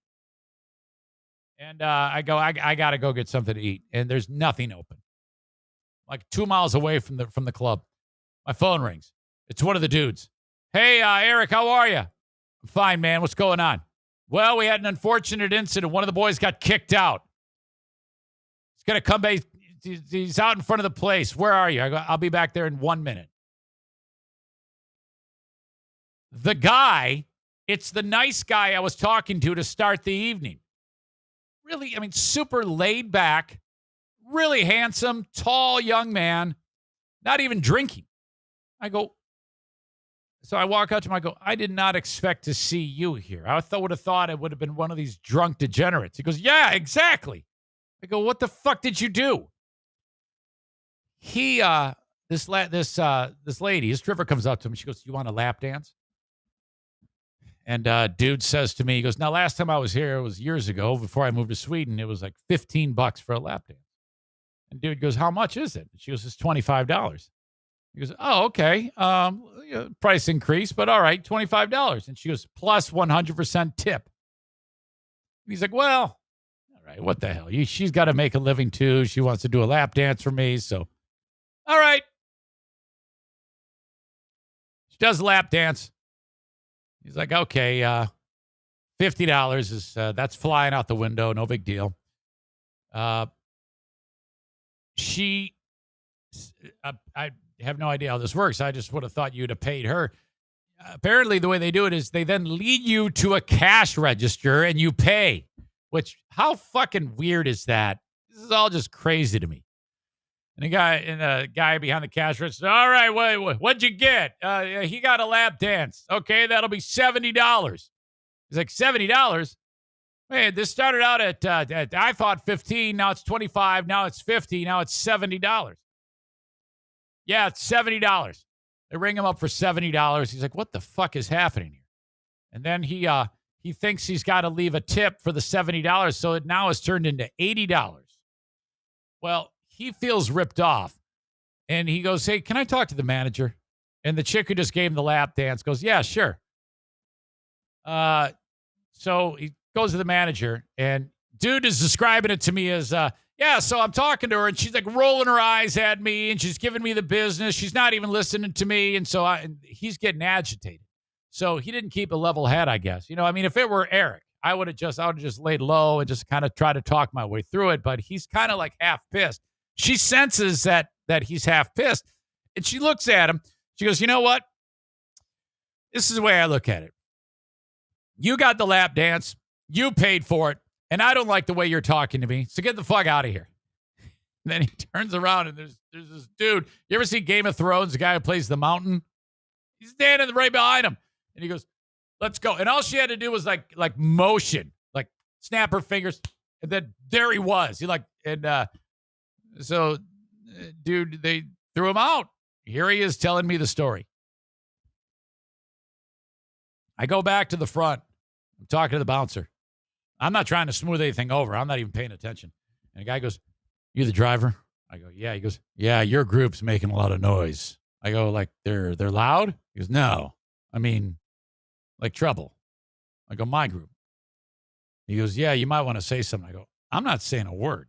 I go, "That is no." I go, "That is these people have their own minds. They wouldn't get kicked out. I'm just taking them to and from. I am not their chaperone. You want me to tell a bunch of burly, hillbilly cop/firemen who could probably kick your ass. You want my ass to tell them to settle down." Stripper comes walking out. "You the driver?" "Yeah." "You know that little guy in the blue polo?" I go, "I don't know anybody." "Well, there's some little fucker in a blue polo who's being real rude. And I just got into an argument with him and told him, 'Yeah, well, you're short. You probably got a chode.' Now, the guy's taller than me, so she's basically saying I got a chode. She's like, 'Yeah, he's an asshole.' And I go, 'Well, I'm sorry that happened to you, ma'am. That's awful.' And so she's bitching to me. Everybody's coming to fucking me to put out the fire. All I wanted to do was go get a fucking hamburger because I'm starving. I got to go back. I got to hear the story from handsome dude from Sweden who got kicked out, and he got ripped off, I guess. Then the fucking bouncer's telling me to, fucking terrible. One of the other guys comes out. The only one who's not causing trouble, bouncer goes, "Hey, you know a guy in blue polo shirt?" "Yeah." "Yeah, that's Kenny." "Yeah, you better tell him to shut up." He goes, "I'm not telling him nothing. If you got to kick him out, you kick him out. He's got it coming." Fucking A, here comes Kenny. Out the door. Big guy behind him, so they're dropping like flies. What was 9 is now 7. We still have 45 minutes on the clock. I'm waiting by the limo with all of these fuckers getting thrown out of the joint. What is it with people named Kenny? So, finally, they make it out. They're all laughing at these two. We go home. That was it. I'm hoping, in fact, I got to send this audio off to those guys. I want them to hear that. It's typical. You do a podcast? Boy, yeah, wow.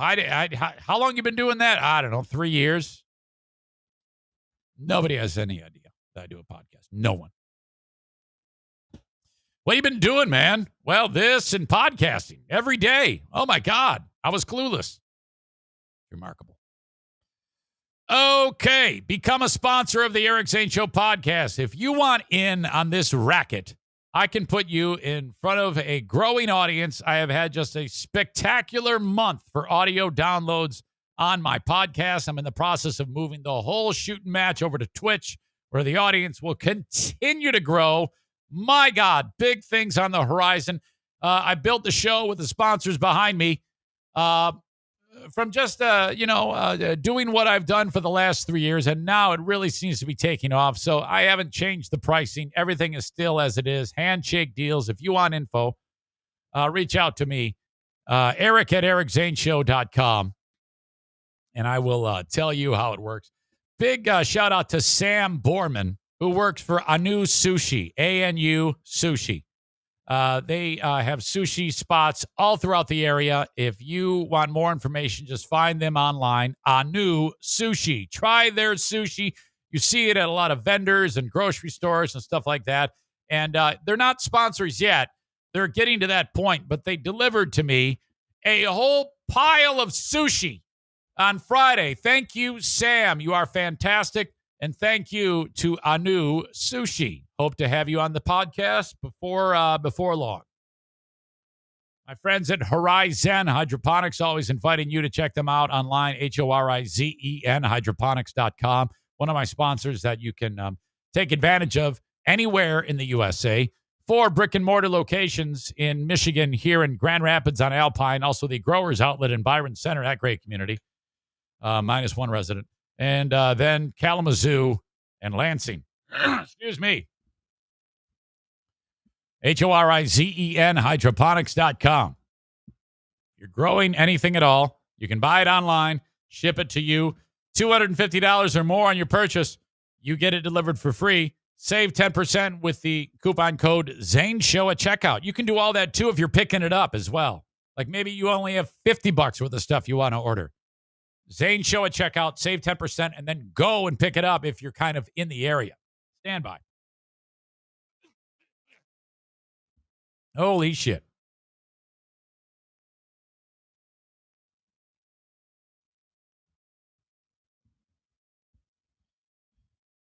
Dumpster divers, let's kill with Kyle. He joins me on Thursdays on the show. If you need a dumpster and you are in West Michigan, call upon Dumpster Divers. DumpsterDiversLLC.com or call or text 616-375-9962. You can rent a dumpster from them, pay less than anybody else in West Michigan. You can also do junk removal where they do it, and any type of demolition work. Hey, I want the drywall ripped out of this room, and then you take the drywall with you. That's what they do. Dumpster Divers, LLC, 616-375-9962. Irvine's Auto Repair, Grand Rapids Hybrid and EV. In West Michigan, this who you need to have fix your car. It's tough to find a trusted source. Megan and mom and dad, Jamie and Eric, will do an amazing job. Plus Bruce, the tech, and they've got an army of techs that work with them. The absolute best. Schedule your time. Reach out to them online, either at ervines.com or you can call 616-532-6600. Thank you to Irvine's Auto Repair, Grand Rapids Hybrid, and EV. All right. Make sure you join me on the Patreon today. Finally, my attacks have hit the mark. I have been going hard, taking various runs. I got sick of being the recipient of punches in the face from punching down from free beer and hot wings with these very subtle, wimpy, ridiculous, meant only for me jabs. And while I have been aggressively responding, punching up. When you do what I do, the way I do it, it's always good to realize you have hit the mark. And I'm not the only one who's noticed. Reginald writes this. After I featured his Laugh Talk audio of Hot Wings on the Patreon bonus podcast, I said, hey, buddy, I'm featuring that. You might want to check it out. He said, yeah, that sounded great. Glad to provide some content. Sounds like the needling has been getting through with free beer taking another shot at you last week. I had found out about that on the Free Beer and Hot Wings Show subreddit. I didn't know about it. And the way it all unfolded on my end, because I do look at that site, I want to see what the audience says about it. It's usually a lot of people that, like what they do, as you would expect. Some people are a little mean to them. This person in particular gives me a lot of shit. But he writes this. Now, again, I don't know about this. I read this on, I think, Sunday. I just listened to the segment And they're referring to Norm Macdonald. Norm Macdonald had passed away, and they spent all of Wednesday, every single segment of the show, playing audio of him, which made for a funny show. Now, they weren't funny, but the show was funny because Norm Macdonald was on, who is funny. So they did like this a 5-hour tribute to the guy. Most of us just went on YouTube and watched it on our own. They played it all. All right, great. They got time to kill, so they did that. This guy writes, hey, I just listened to the segment, and because they had played a clip of my interview, and not my interview, but an interview from 2008. I was on that show at that time when they interviewed Norm Macdonald, and then I guess there was a comment made. I hadn't heard it. I have heard it by now, but at the time that I read this, I hadn't heard it. This person heard it. This person wrote, I just listened to this segment and the way Free Beer handled it. And really the way Free Beer handles ever mentioning Zane, it didn't sit right with me. Look, I'll be the first to admit that Zane was the biggest instigator on the show by far. That belief has only been compounded by the fact that he has since become a typical bitter, old, say it to my face, right-wing nut job. That's about the only thing of that thing that I dispute. That's not true. Come on now.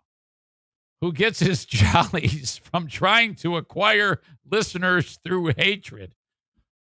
Well, all right. I mean, if that's what you, I think that's actually pretty accurate. Well, I'm not a right-wing nut job, though. I mean, I look at all these patriots and I tell them to go fuck themselves all day long. I mean, wait, what? I don't know. Maybe he doesn't listen that much. Maybe he doesn't know the intricacies of. So he started out with that paragraph, and I'm like, oh fuck, here we go again. He's beating the shit out of me. Oh no, oh my god. And then this guy writes this. That being said, Free Beer really likes to put on his rose-colored glasses with lines like, quote, the source of most of that isn't here anymore. And that's what got my ears up and my ears perked up. I was like, wait, what happened? I'm not sure what's going on there. That's BS. Free Beer was always the first to instigate Zane and egg him on. He loved the controversy when he was in the moment. Yes, he usually cleaned up the mess afterwards, but the more Free Beer makes it a point to put the lion's share of the blame on Zane, the more it seems like he's trying to absolve himself. Own your crap, this person writes. And I'm like, well, fuck, now I'm curious. What happened? Because, I have been trying desperately to get these pussies to say anything about your old pal, Eric Zane. And no matter what I do, they will not crack until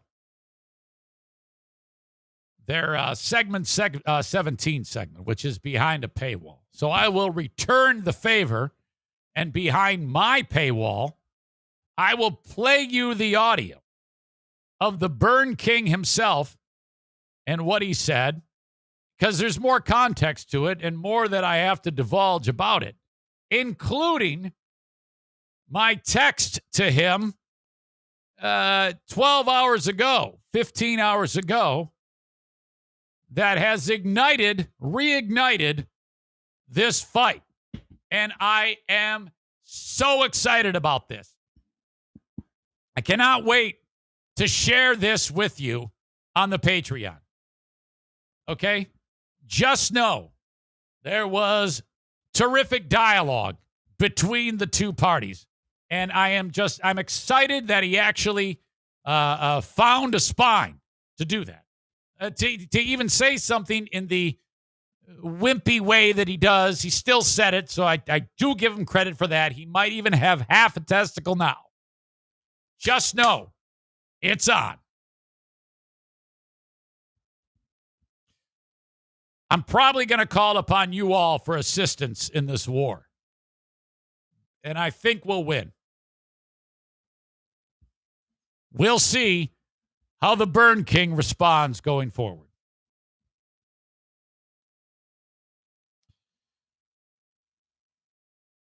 Adam writes, oh, shit. Megan writes, oh, snap. Kyle writes, free beer. Snarky comment, which leads to Zane and Hot Wings argue. Joe says something stupid. Another snarky comment. Good formula, and it worked. Agreed. Agreed. Tyler says the chance to play a bunch of audio and not have to come up with anything to talk about. Of course, they jumped all over that. Yeah, it was their best show ever.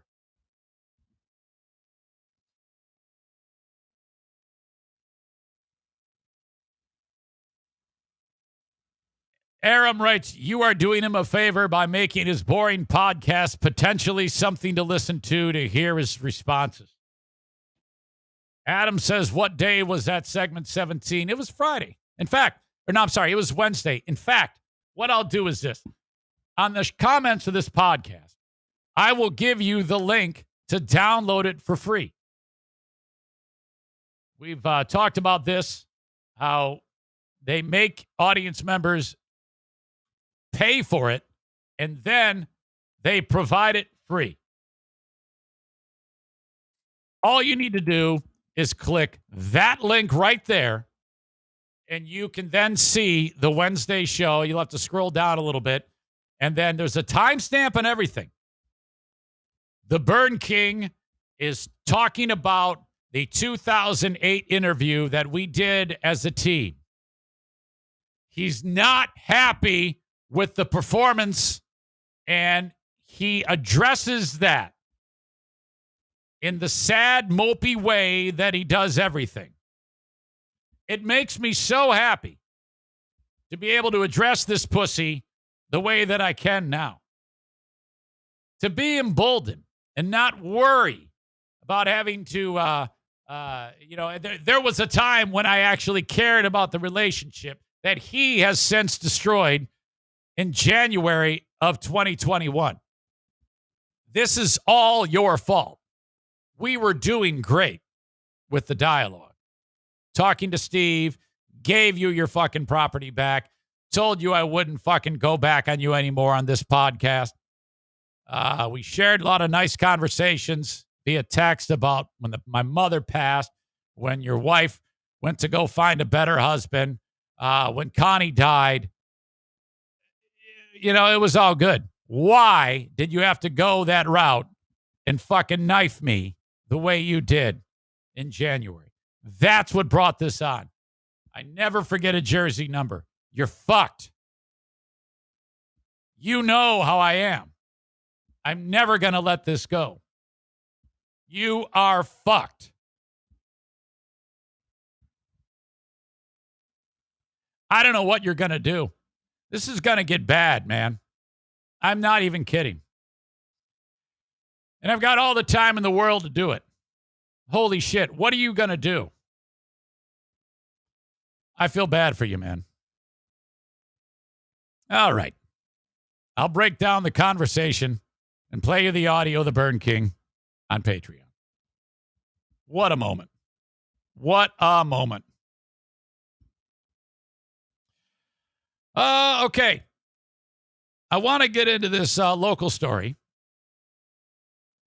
There was a football game the other day between these two schools, shit kicker communities, Ionia and Portland, Michigan. The Portland Pirates color scheme is black and blue. Based on the home, what they decide for support for the team is either the fans in the stands are going to wear all blue or all black. You've seen this at all different schools, all white out or a maize out if you're at Michigan. They decided to do a blackout. Now, did you all just feel the hair go up on the back of your neck? A blackout. Now, that shouldn't be a problem.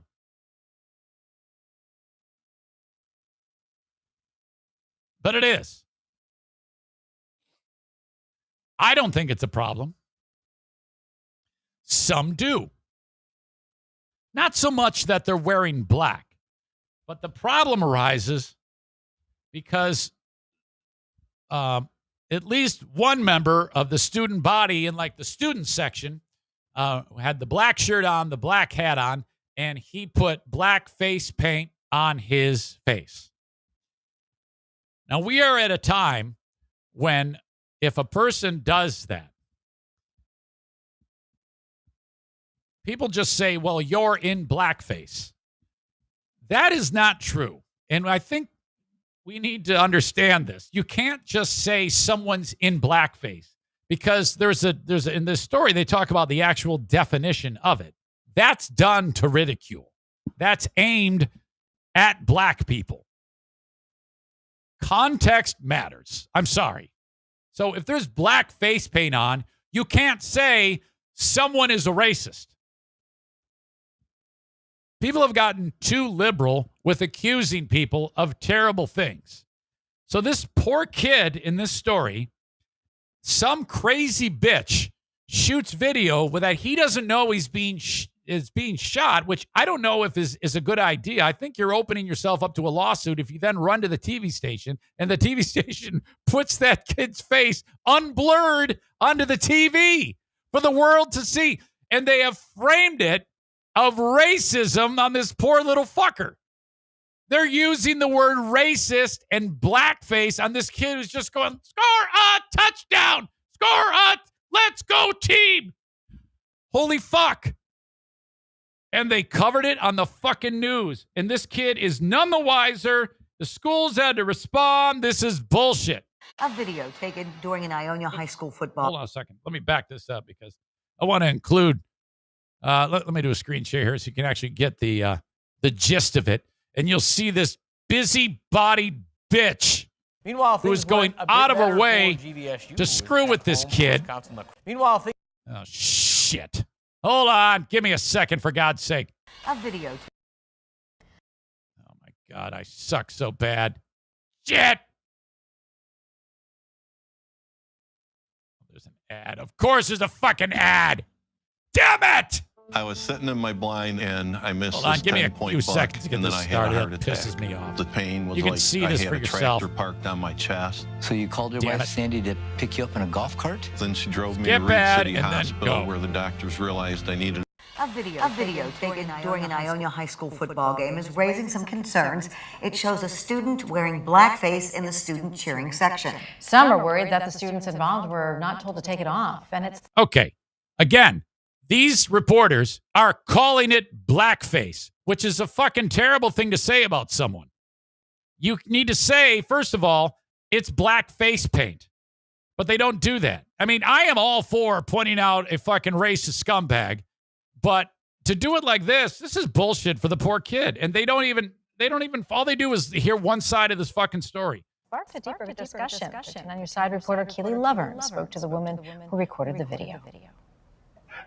Lindsay McKee was in the stands at an Look at- Ionia High look at School this kid. football game when something caught her eye. We saw them walking up. There was probably a handful of them with the blackface on. The Bulldogs were playing the Oh. Portland Raiders on September 10th. We were instantly like, oh my God, like they can't do that, especially like with everything that's happening, and it's just racist. Lindsay. I don't think it is. How do you know it's racist? Don't you have to figure out what the fuck they're protesting? Hell, Portland and Ionia, there's not even one fucking black guy there to begin with. Lindsay recorded this video in hopes of sparking some change or discussion following the game. She says she was concerned that no This one... poor kid, his face is splattered all over every place. He's going to walk through the hall, and God forbid if his name is like Brian or Billy or Bobby, known forever as Blackface Bobby from this day forward. All he wanted to do was root for the team, and now they're calling him Blackface Bobby. One seemed to think it was an issue. People thought it was funny. There was multiple administration monitoring the crowd and asked them to take the blackface off or the do-rags off. All right, now we didn't see do-rags. I don't know what that's supposed to mean. Even if they are wearing do-rags, I don't think that constitutes any type of racism at that point. Let's talk about this on the Ben and Eric Patreon podcast. It's not like they're sitting there dancing around like minstrels and yelling "mama" or "mama" or any of that shit. I mean, give me a break. they just kind of went with it, saying it was a blackout game. Merriam-Webster defines the term. This is a problem because of this bitch and the TV station. Now they're even going to show the definition. Dark makeup, they'll read it. So Term blackface as, quote, dark makeup worn to mimic the appearance of a black person and especially to mock or ridicule black people. Yeah, no one did that. They were there to show spirit. It was a blackout game. Shut up. If it had been a blue out game, he would have had blue face paint on. Come on. The school says that was not the intention of their students. In a statement sent to me following a request for comment, Superintendent Ben Girk says in part, quote, we recently became aware of a report attempting to link our football student section blackout correlating our Bulldog color profile, including both black and blue colors, as an offensive act. Administrators investigated and determined that this was an effort by students to support their Bulldogs by wearing black eye paint and or black attire during the September 10th. Can you imagine if they did say, oh yeah, you're right, that was blackface. Oh my God. The shit kickers that live there, you would have seen, oh, wow, a new Trump train. 50 fucking pickup trucks with truck nuts, MAGA hats, don't tread on me flags. The whole deal would have been enforced, protesting the school. And varsity football game. We continue to support and educate our students about situations they may become involved in with good intentions, but that may be perceived by others as negative, and have used this situation as another learning opportunity for all of us to grow. I hope that they didn't do it on purpose and that... They didn't, lady. Shut up, you busybody, and clean your fucking house. Okay, maybe if you took the time to clean your house, which looks like shit behind you, you would have or less time doing that. You could clean that dump. They can definitely use. It took me a long time to get to that joke. To learn, and maybe like educate themselves even more.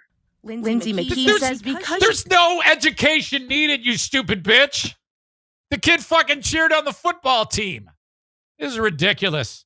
You know, because I'm the first guy that if I see some type of horse shit, I'm going to call it out, despite what that dumbass on the shitheads Reddit subreddit saying I'm a right-wing nut job.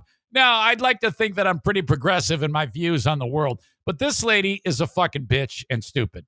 As a social worker, she couldn't just stand by and not use this as a potential learning moment for others. So I see how it affects, like, people's mental health and everything. Oh, eat shit. It really can tear people down. You know what else tears people down? Taking this kid who's there cheering on his football team, videoing him unknowingly, and then slapping it on the TV. How do you think that kid feels, you fucking ugly makeupless whore? When they're being almost mocked and made fun of. No one's making fun of anybody. I hate this bitch. It's our duty as humans to pay attention to those things happening outside of our little bubble of whiteness, you know? Oh my God! Holy shit! She's making an absolute mountain out of a molehill. Nothing happened here. And she is on the TV giving us a fucking forum to say whatever the fuck she wants. And then the next shot, you see the school sign, the poor people. Now look, there's a lot of shit kickers in Ionia who probably are fucking stupid. There's no question. But there is no way any of this happened. She and Channel 13 made this all up. This is a manufacturing of a story here that doesn't exist. And they should all be ashamed of themselves. Fuck off. Learning for everyone. Learning for the administration. Learning for shut up. Teachers. Learning for the students. Blackface first came about after the Civil War. Now we're going to get a history lesson here. Performers played characters that demeaned African Americans. It was allowed to continue for decades, often seen in movies and in television. Yeah, we know. The Jim Crow Museum at Ferris State. How does this have to do with what the kid was doing at the football game? It has nothing to do with the football game. University takes a look, this is terrible. At this part of American history and more. We do have a. This is horrible. I'm getting out of this. What a bunch of idiots. This is really bad. I feel bad for the kid. That poor kid. He's being labeled a racist by that woman and that TV station. That is, in my opinion, with that context being thrown out there, the school has a case, and that kid and his family have a case. That is bullshit. She just labeled that kid, and that's not Wood TV, Kyle. That's Channel 13 that did that. She just labeled that kid as a racist, and no one even left it to chance that it might be the kid's just rooting for his team. Oh my God, that is really bad. Jesus, that is rough, man. Patriot Nick says, "Call her, Eric. I would love to. I didn't get who. I guess I was too incensed to find out who she was. I've said all I want to say. If I got her on, I'd love to talk to her, but I don't want to slow the damn train down. Maybe I'll dig her back up later on. What an idiot. I'm sorry. And what's crazy about it is, I kind of okay. And I think we live in this day and an age where if you let your kids out, I think you have a risk. I could understand it if a parent said, look, I don't want you to go out. I know you're not a racist, but I don't want you to do that because this might happen. People will jump to a conclusion. And that's where we're at. You can't even show support for your football team without it turning in. Even if that kid had black face paint on and then like a blue stripe, which is part of their colors, which I talked about this with Ben. On top of that face paint, they had another layer with just a couple splotches of blue. Nobody would have given a shit. But because it just happened to be face paint that was black, oh, you're a racist. That is bullshit and not right. I don't believe any of that. All those people are wrong. I think if I wasn't the asshole of the day, I think I should be the asshole of the day, but she might take the honor. As we now are getting to that point on the show for asshole of the day. I think it's me for tricking you into thinking that there was a Eric Zane show, Eric Zane soundalike on 101.3, which, by the way, I am on right now. I voice track it from right here in case you got in here late. iHeart hired me to sit here and do voice track work. So you'll hear me on the radio from time to time. On 101.3. So you should listen to that station. Okay? They play hits from the 60s and 70s. So you're going to get frickin' Smokey Robinson and the Miracles into Steppenwolf's Magic Carpet Ride. Into the Eagles, Best of My Love. Into Aerosmith, Dream On. We play Dream On. Simon and Garfunkel, Cecilia. Neil Diamond. Ha! Let me pull back the curtain. No, I can't. I better not do that. I've already pulled back the curtain enough today. For once, I'm going to let that lie. Anyway, you can hear me until 3 o'clock on Big 101.3. That was me the whole time, just telling you guys that there's a soundalike on the air. Huge was even in on the prank. Yeah, you better sue them. I wonder if he'll hang up on me again. Why does he do that? Instead of just letting it go to voicemail, he actually picks it up and hangs it up.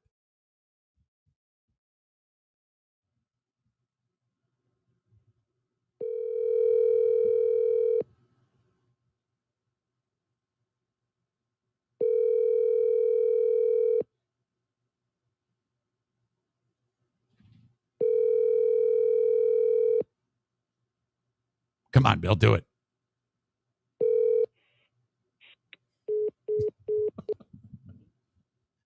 Fuck. I'm not going to talk to you. I don't want to hear you making fun of me about Matt Stafford. This whole storyline about him picking the Lions to go 9-8 tomorrow at this point, they could very well be 0-2. How fantastic is that? All right. One more thing from the limo story about the first guy who got kicked out. When I was out there talking to him, I got to wipe this dry erase mark off with my Jarts shirt. When I was out there talking to him, all of a sudden his phone lights up. The girl who gave him the lap dance had his Snapchat. And she's sending nude pictures to the guy. He goes, look it, she's now sending me pictures. So the girl that was the center of the controversy is sending him pictures of herself naked.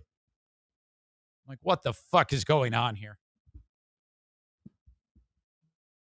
Back in the day, before this technology existed, if you're old like me, did girls take pictures of themselves nude and then take them and get them developed and then put them in the mail and send them to people? Of course not. Technology has brought us the ability to work any job with your phone and to hook up with any girl or guy, and for men and women to be sluts. Holy shit. Vote for asshole of the day. I guess Free Beer could be included on this. I don't think he's an asshole of the day, though. I actually applaud him for finally showing some fucking balls. But I think I should put him in as at least a nominee for asshole of the day. Free Beer. Eric is an asshole of the day for trying to trick you that I wasn't on 101.3. And then that lady who tried to out that kid as a racist in Ionia. If you want a new job and you have a CDL and you are experienced at driving, I encourage you to go to buscareers.com. Working for Affordable Limousine, whenever you want to work, you can work 7 days a week if you want, or you can work a couple days a week like Jason Schaefer's doing. The first thing you need to do is go to buscareers.com. And again, this isn't for everybody. If you don't have a CDL if you are an experienced driver only with a CDL B with passenger endorsement, that's what they want. So that you can just get interviewed, quick training, in no time you're on the road. Buscareers.com. You're going to make a ton of cash, better schedule, better living, better jobs. Wouldn't it be better instead of waking up at the ass crack of dawn to drive a bunch of loudmouth kids for the stupid bus company? You're driving whenever you want to for a corporate event with a bunch of rich bastards or people. Shouldn't say bastards. A bunch of rich dudes are going to throw tons of cash at you at the end of the trip. You will make twice as much money working for Affordable Limousine. Buscareers.com is where you go for more information. Fill out the form. Omar or Justin or Ben will be in touch with you.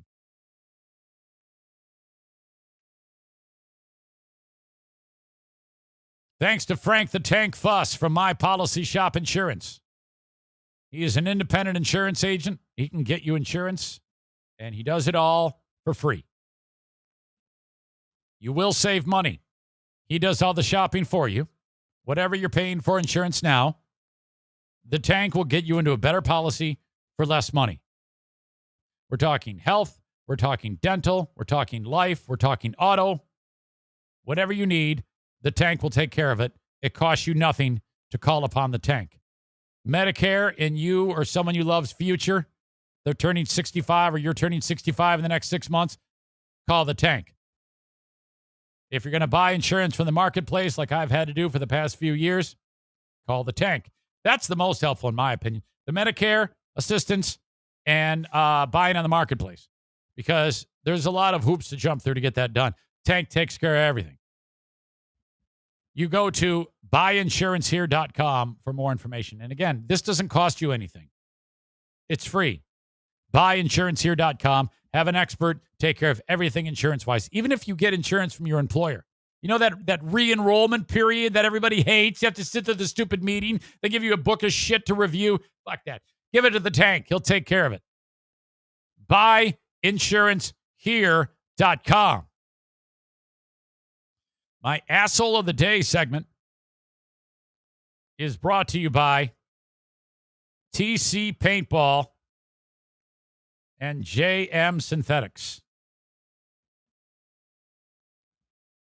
You've heard the nominees. Who will be the asshole of the day?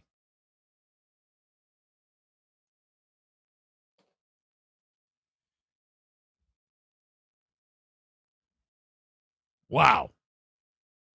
It's unanimous. First of all, Jason Mays, who's in Ionia. Folks in Ionia get a bad rap. Yes, it's loaded with hillbillies and shit kicker trucks. We all know that. But he writes, assholes of the day are WZZM and woke bitches. Sick fuck Dean writes blackface lady. Kenny writes the lady. Sarah Rook Rouge says Ionia lady, wench of the day. Adam says woke lady blackface. FTR, which I don't know what the FTR stands for. Chris writes asshole of the day, white knight, virtue signaling social worker bitch. Fuck. Patriot Nick, the woke social worker who missed her shift at the police station. Apparently, I just played on Big 101.3. Bellamy Brothers, Let Your Love Flow. Link to that.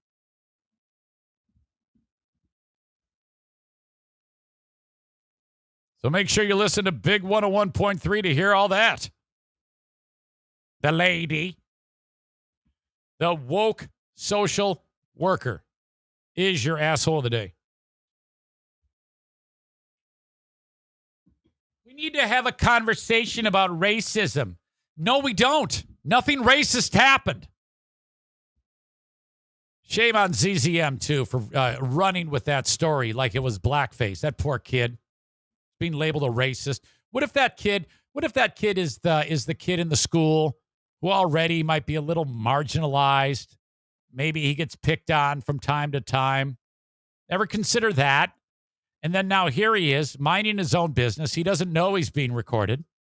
Crazy bitch turns him into the TV station, who then runs with the story and labels it at blackface. That poor kid now is probably going to be bullied hardcore in the school because you assholes all did that.